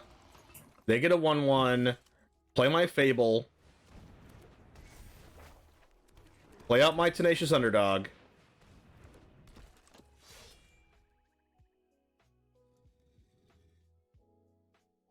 Attack them, gain a life.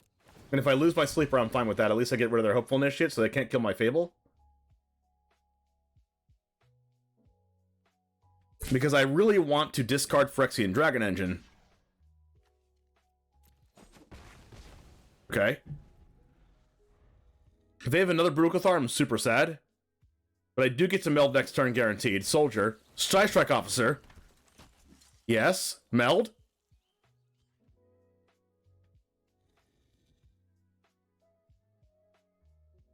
And the way that the meld works is I can kill the Siege Veteran, dealing 3 damage to it. It makes a 1/1, and then I get to deal -1/-1 to everything. Now we have to hope they don't have something really strong. We have to hope that they don't have a removal spell, because they cannot counter this.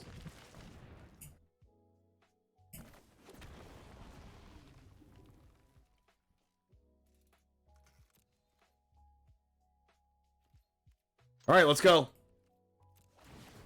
Drain 4.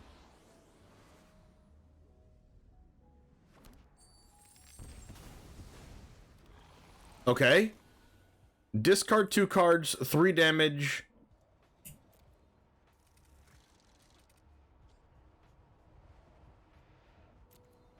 Menace and Trample?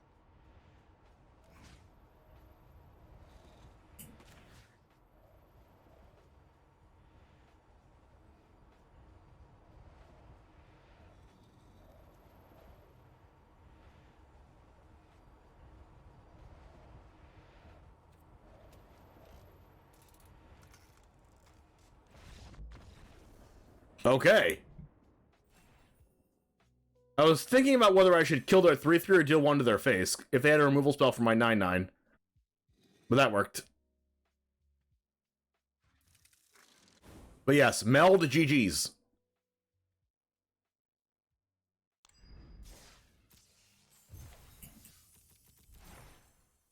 Alright, that worked out.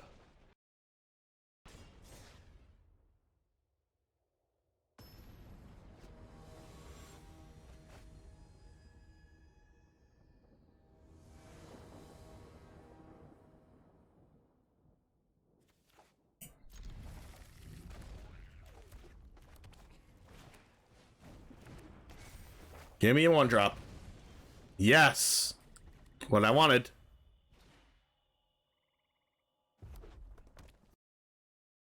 Oh, that's not what I wanted, though. I can't cut that down.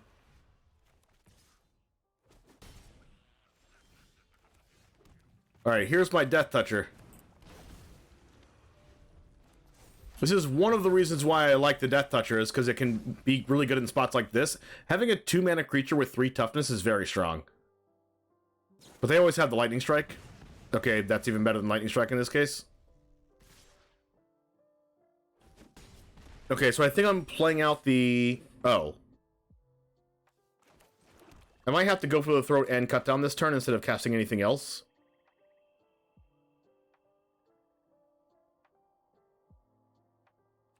I think I am doing that, unfortunately.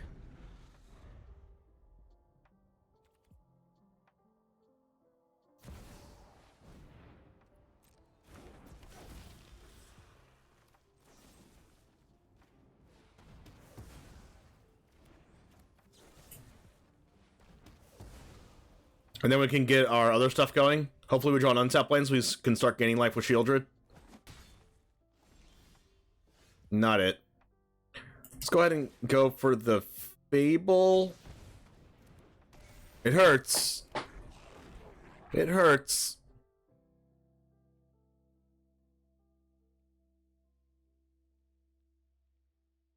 It does hurt indeed.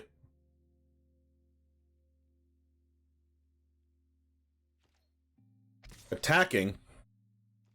That's going to be a block.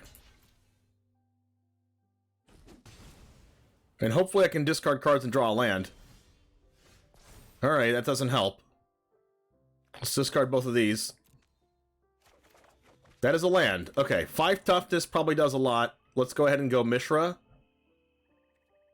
Nope, not doing that. Let's do Shieldred. The chances they have a untapped land and a way to deal 5 damage is probably good enough for me.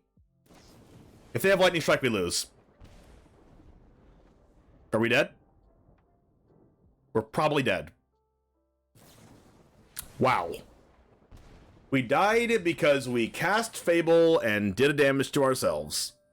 But if we didn't do that, we would not have drawn the land to play Shieldred anyway, so I think I did the right play. Turns out they just had too much damage, I guess. If you think about it, they didn't even really do that much damage, right? All they had was a Kumano and a Bloodthirsty Adversary. They had Kumano, 2 Bloodthirsty Adversaries, and that's it. Right? And they won. And we removed their board, too. We had double removal spell on turn 3. Weird. I mean, they also had 2 Lightning Strikes, but still.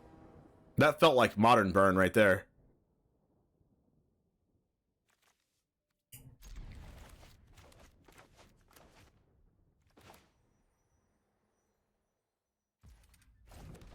We got the turn 2 Blood Tithe Harvester, turn 3 Dragon Engine. We also have the Mishra in our hand, so let's see if we can do some shenanigans.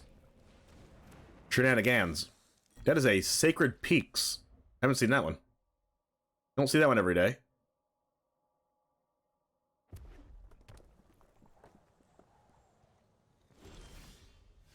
Let's attack. See if they lightning strike us.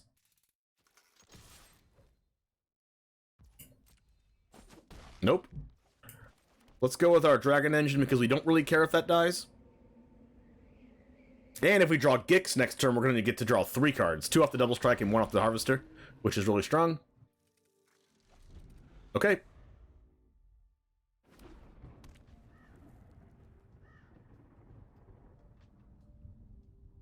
Also, if they kill our Phyrexian Dragon Engine, I'm fine with that because we have MISHRA, and then 2 land drops later, we can do other cool stuff. Let's go MISHRA, and then see if we can drain them for 2 here.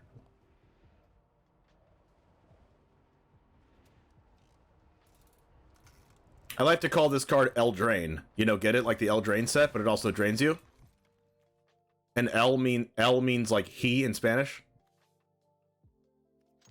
So Eldrain, huh? Alright, Disaster Piece.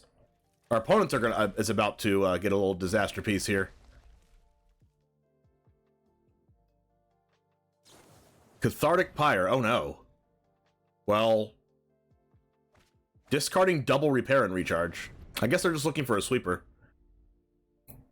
Because I have MISHRA, we're going to draw a card, yep.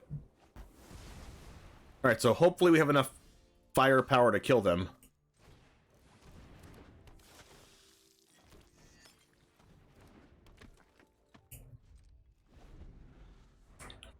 I think I'm going to discard Cut Down with Blood Token to try to draw a land to attack with Phyrexian Dragon Engine.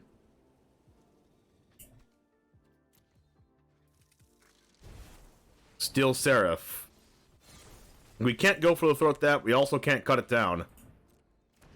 We can cut down the farmhand. We can also just Blood Tithe Harvester the Steel Seraph anyway. Okay, that doesn't matter. Okay, so we cut down the farmhand, Harvester the Seraph.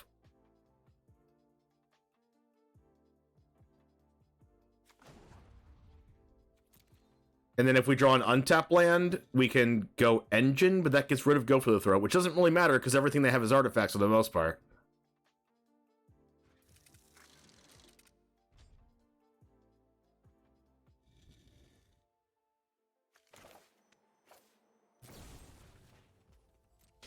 Let's do this now. We did draw the untap land for Dragon Engine. So let's give that -4/-4. And then let's use the Dragon Engine to hit them for 5. And draw 3 cards to get us a little bit more cards that are better in this situation. Another Go for the Throat's not what we're looking for, but we do have a Tenacious Underdog in order to deal the last points of damage to them. So let's see if we can get there. It's especially good if they somehow find a way to put the 9-drop artifact on board and make us sacrifice our sleeper. We do have 3 haste damage here in the Tenacious Underdog. Invoke Justice. That's really strong. At least we have Death Touch. So they're forced to block. Wait, are they just dead? No, they're not dead. They're not dead because we can't get Evolved Sleeper to 3, but they're forced to chump block.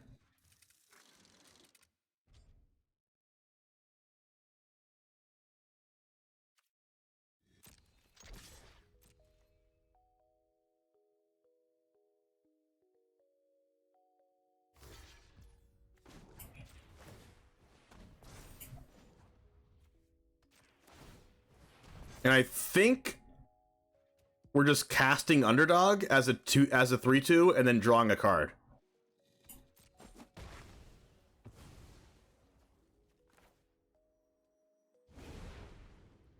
But let's draw a card first, just in case we draw exactly a different 2-drop than Underdog. I think we're getting rid of Go for the Throat because every creature they could play is an artifact, but they do have Ambitious Farmhand in their deck. But I guess I am discarding this.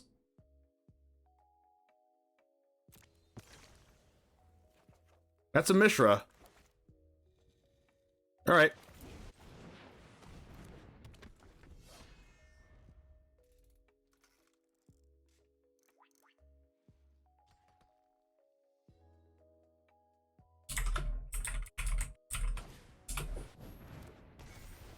That's a Fable. Okay, I'm glad I kept the Go for the Throat then. Mishra's going to put them to 2 life when an underdog attacks. Rafine's Informant. Wow.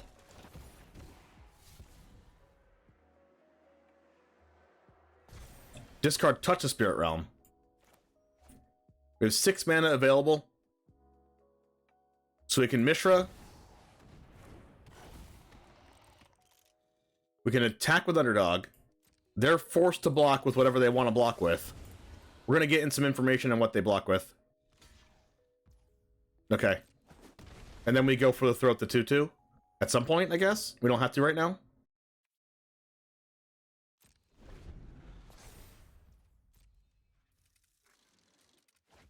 Discard 1 Fable. What could they have?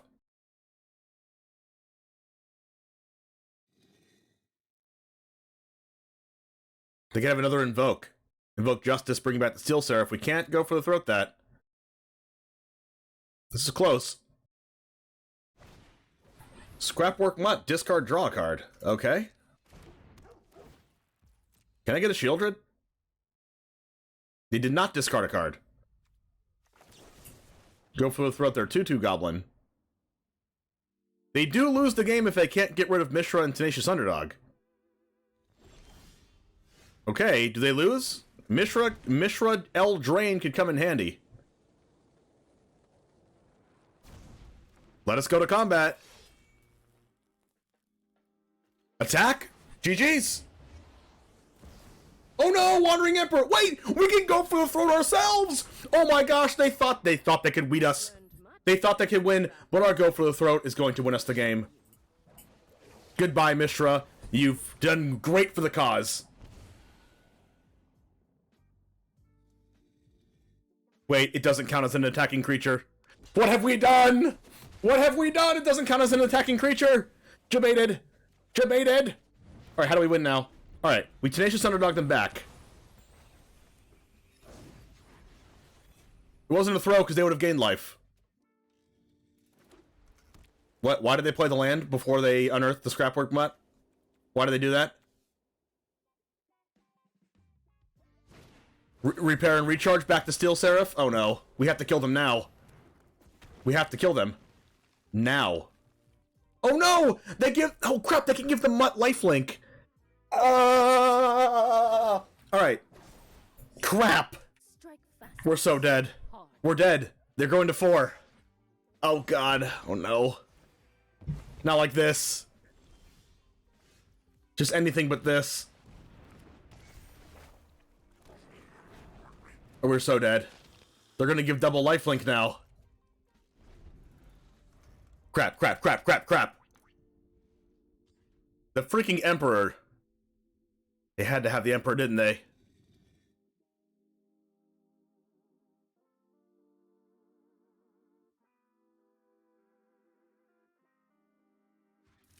They just had to have it, didn't they? They're gonna do 11 lifelink damage. Remember your training. Remember your training.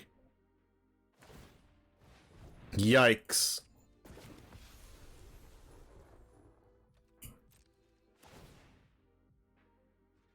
They're gonna go to 15 life, just like that. And we're gonna die to Steel Seraph. Of course.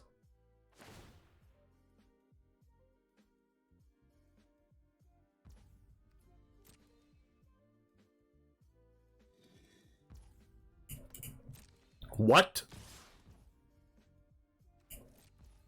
I'm so confused. They could have went to 15, but they chose to go to 10 instead.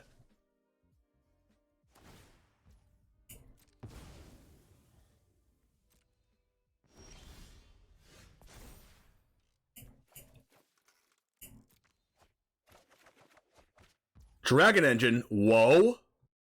Hold on. Hold on.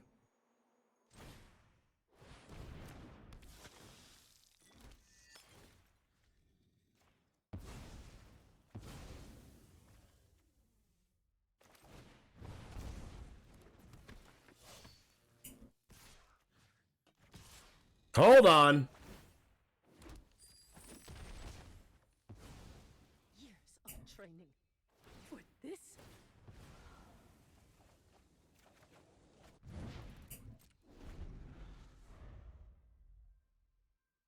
All right. Whatever you do, do not play the angel. Don't play the angel. Passing turn? What? Okay. Okay. What if they just have like another emperor? That would suck.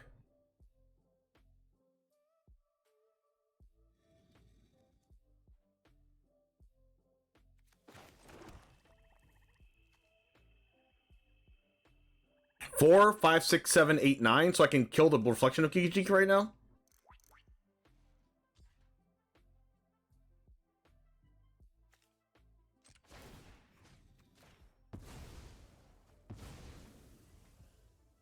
Okay.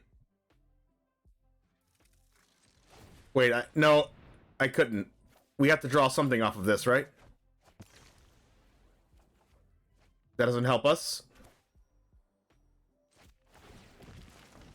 I don't think there was a way we could have killed them. Discard 2. Draw a bunch of good cards.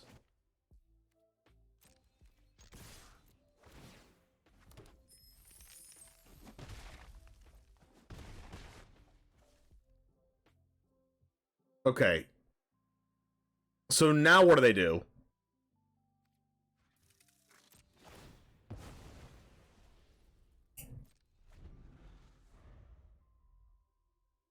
Please, I need this win. I need this. I need this for all of us here. All of us here waiting. Oh, we got it. We got it. Yes.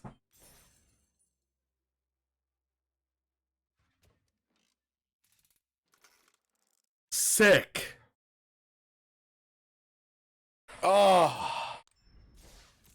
Ah. Listen, I would not be able to do it without you guys here in Twitch chat. Give yourselves a little pat on the back. Give yourselves a high five.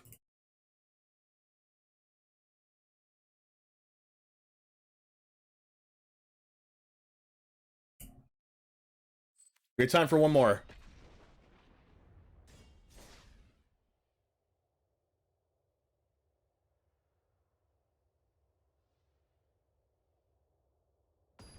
Hopefully.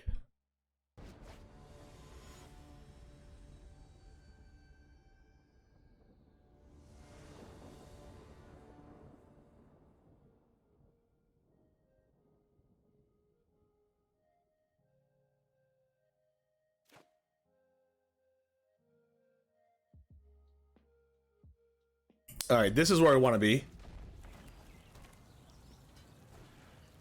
Spectrum Sentinel. A little bit of yikes.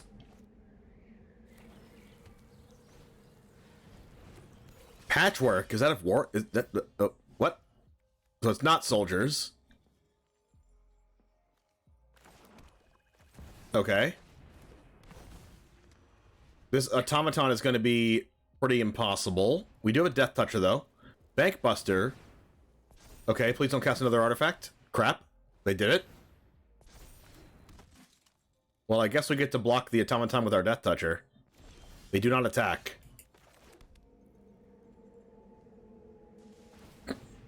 Wait, what? It does that? Whenever a non-basic land ETBs under your opponent's control, you gain a life? I did not know that. Okay, now we know. We go Dragon Engine.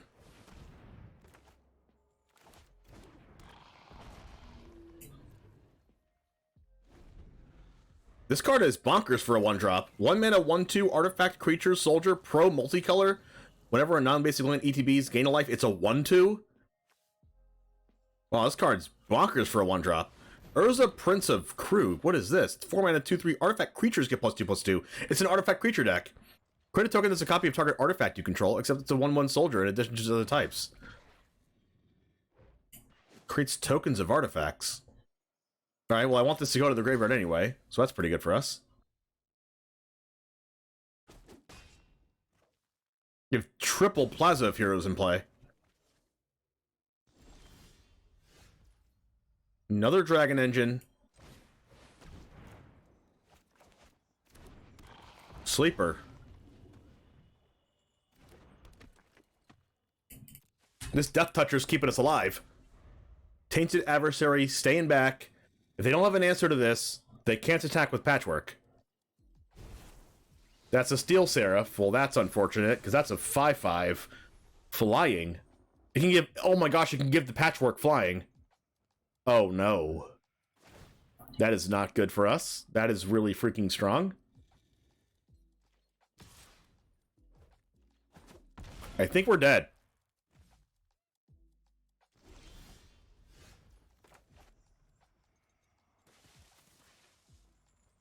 This can't be good.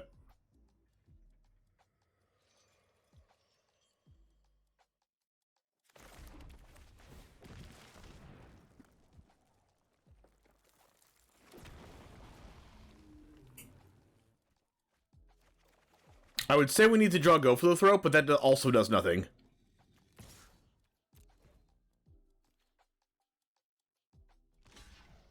We're dead.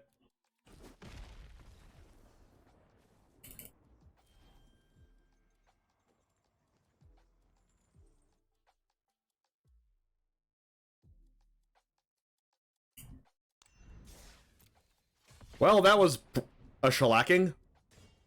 The Seraph was so good. I mean, I know how good Seraph is because I played it, but wow.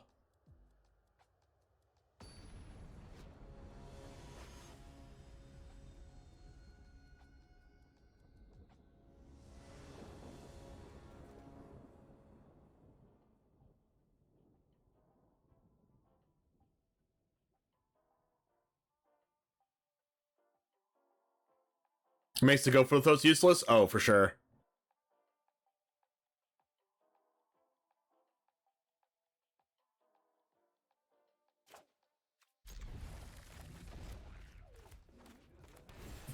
Alright, here we go. Turn 1 Evolve Sleeper, turn 2 Bloodtithe Harvester or Underdog, turn 3 Yawgmoth, draw some cards. Let's see if we can do that when they're playing a 4-color deck, it looks like, or Grixis.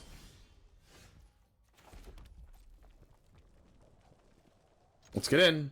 And I do want to cast Underdog here because there's a chance they could have a Make Disappear, and let's make them use their Make Disappear on this instead of Bloodtithe. Flame Blast Bolt, exiling it. That's pretty good.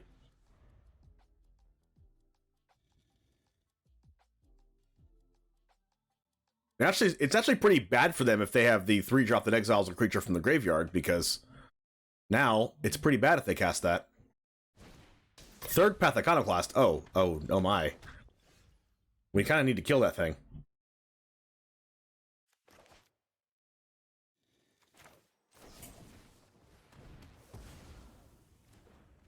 The Iconoclast is no joke.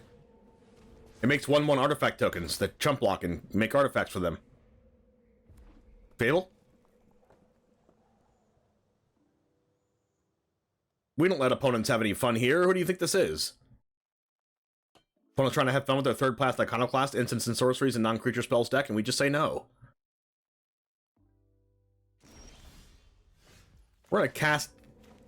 I kind of want to just cast this. Let's just do it.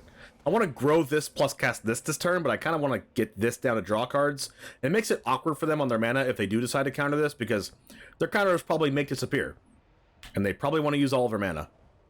It's a problem for me if it's Make Disappear and Flame Blast Bolt, because then I'm just super far behind at that point, because they get rid of my whole board. Urza's Rebuff, counter target spell.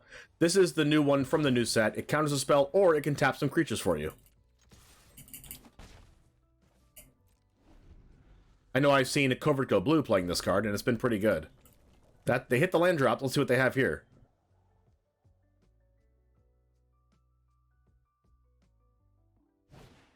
Oh my, it's Hobbygen. And they have a spell to cast, too. Oh, we have Go for the Throat. Well, that's pretty good. We'll see if they have a removal spell. They're probably not going to block.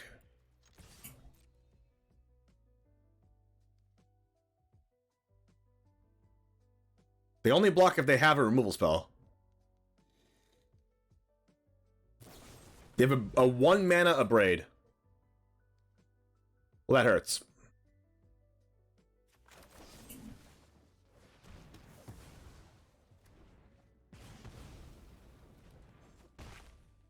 Now let's just hope they don't have another Hottie Gen.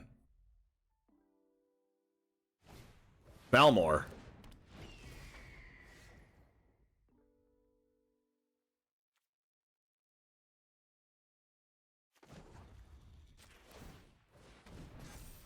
Okay.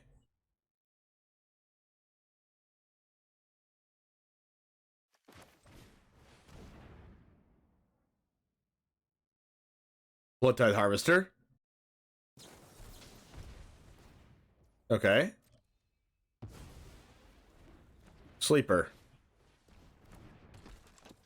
Attack him. One thing about an Izzet deck like this is it is not really good on defense, it's only good on offense, and they probably can't attack me because I'm at 20 life, unless I have another Hottie Gen.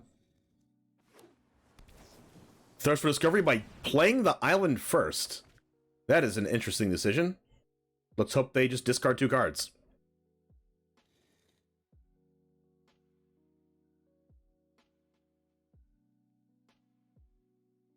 They discarded Fires of Discovery, I think the card's called. Fires of Victory, and a negate. Tolarian Terror, well that's kind of annoying.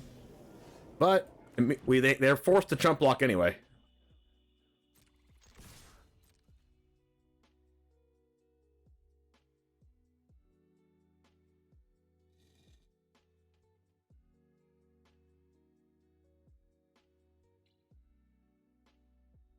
They are forced to block. Tolarian Terror is going to go down. But we are going to lose a sleeper. It doesn't matter what they block.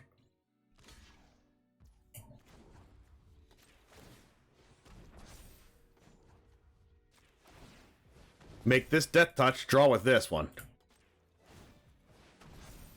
Draws Underdog. Alright, so they're dead next turn.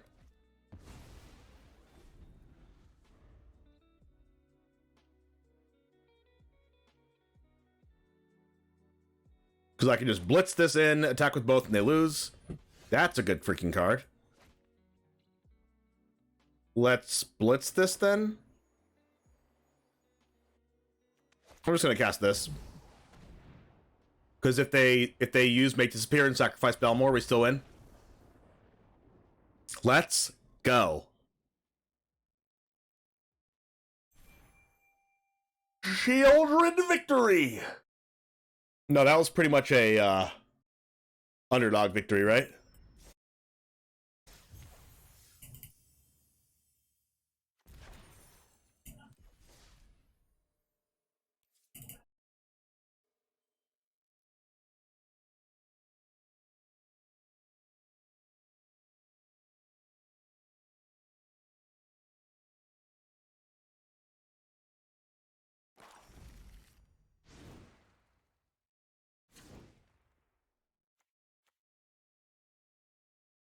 He looks on the island after using the magic. You're not wrong.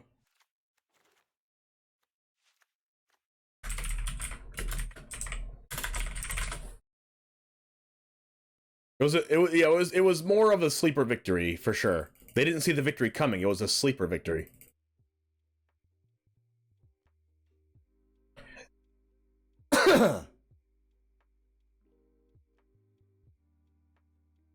Alright, sounds good, Mischief. I will catch you on the flip side. Alright, Jamers, thank you for hanging out with us, playing our Gix Meld deck. We got some awesome wins, some crazy close games. Thank you for hanging out. Subscribe to the channel if you do want to see more standard best of one content like this, and like the channel if you want to reach this video to more people. I said like the channel, but like the video. Anyways, I'm out. I'll see you in the next one. And as always, peace.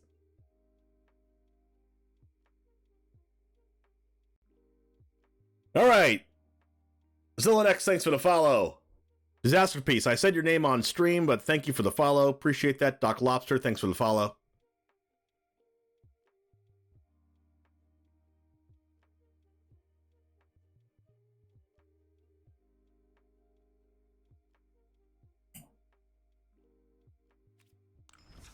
Say a dad joke. Alright, kick that arse. Waited that long for me to do a dad joke. Let's go ahead and kick it in with a dad joke. I think tomorrow we're going to be playing Iconoclast. I think. No, tomorrow I have in my notes for playing a deck with Over the Top. I'll write iconoclast for Friday.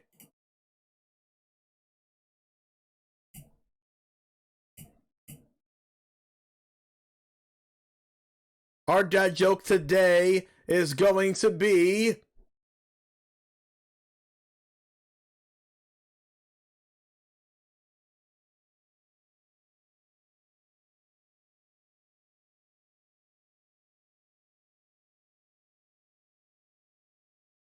Where do young trees go to learn? Where do young trees go to learn?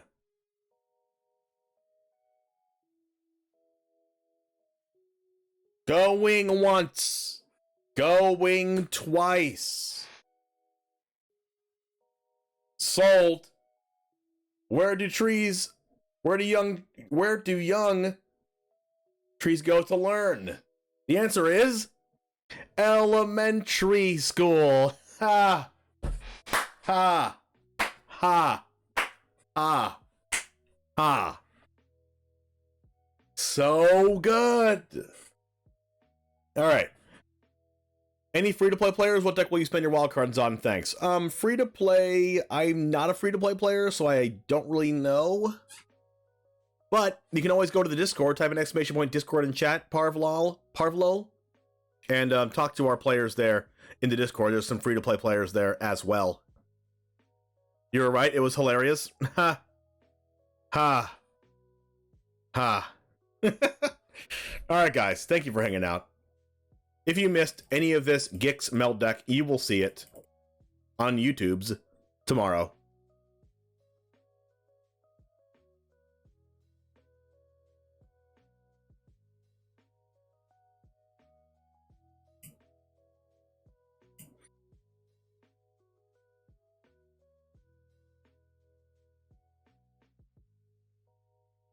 All right, who do we go to next?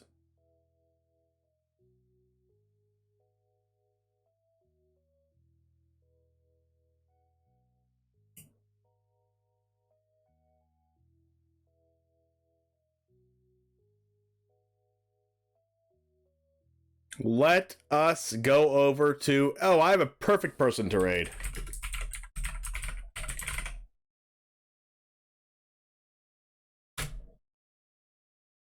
I had a chance to see him once again. Wait, what? Why isn't it going through? Where's my raid?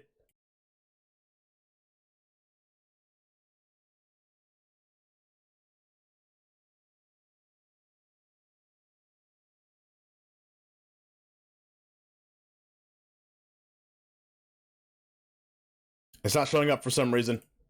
Anyways, let's go ahead and go over to John Likes Games. He is awesome. He wears a top hat. He is the best dressed Magic the Gathering streamer of all time.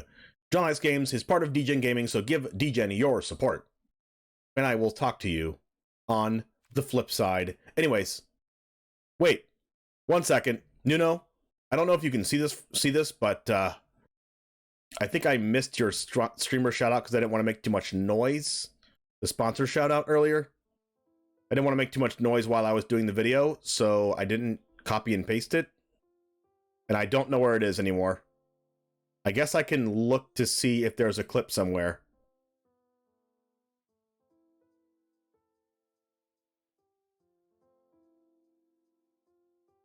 Why is my internet going so slow right now? Anyways, see you next time. And as always, Goose Gang, out. Let's go!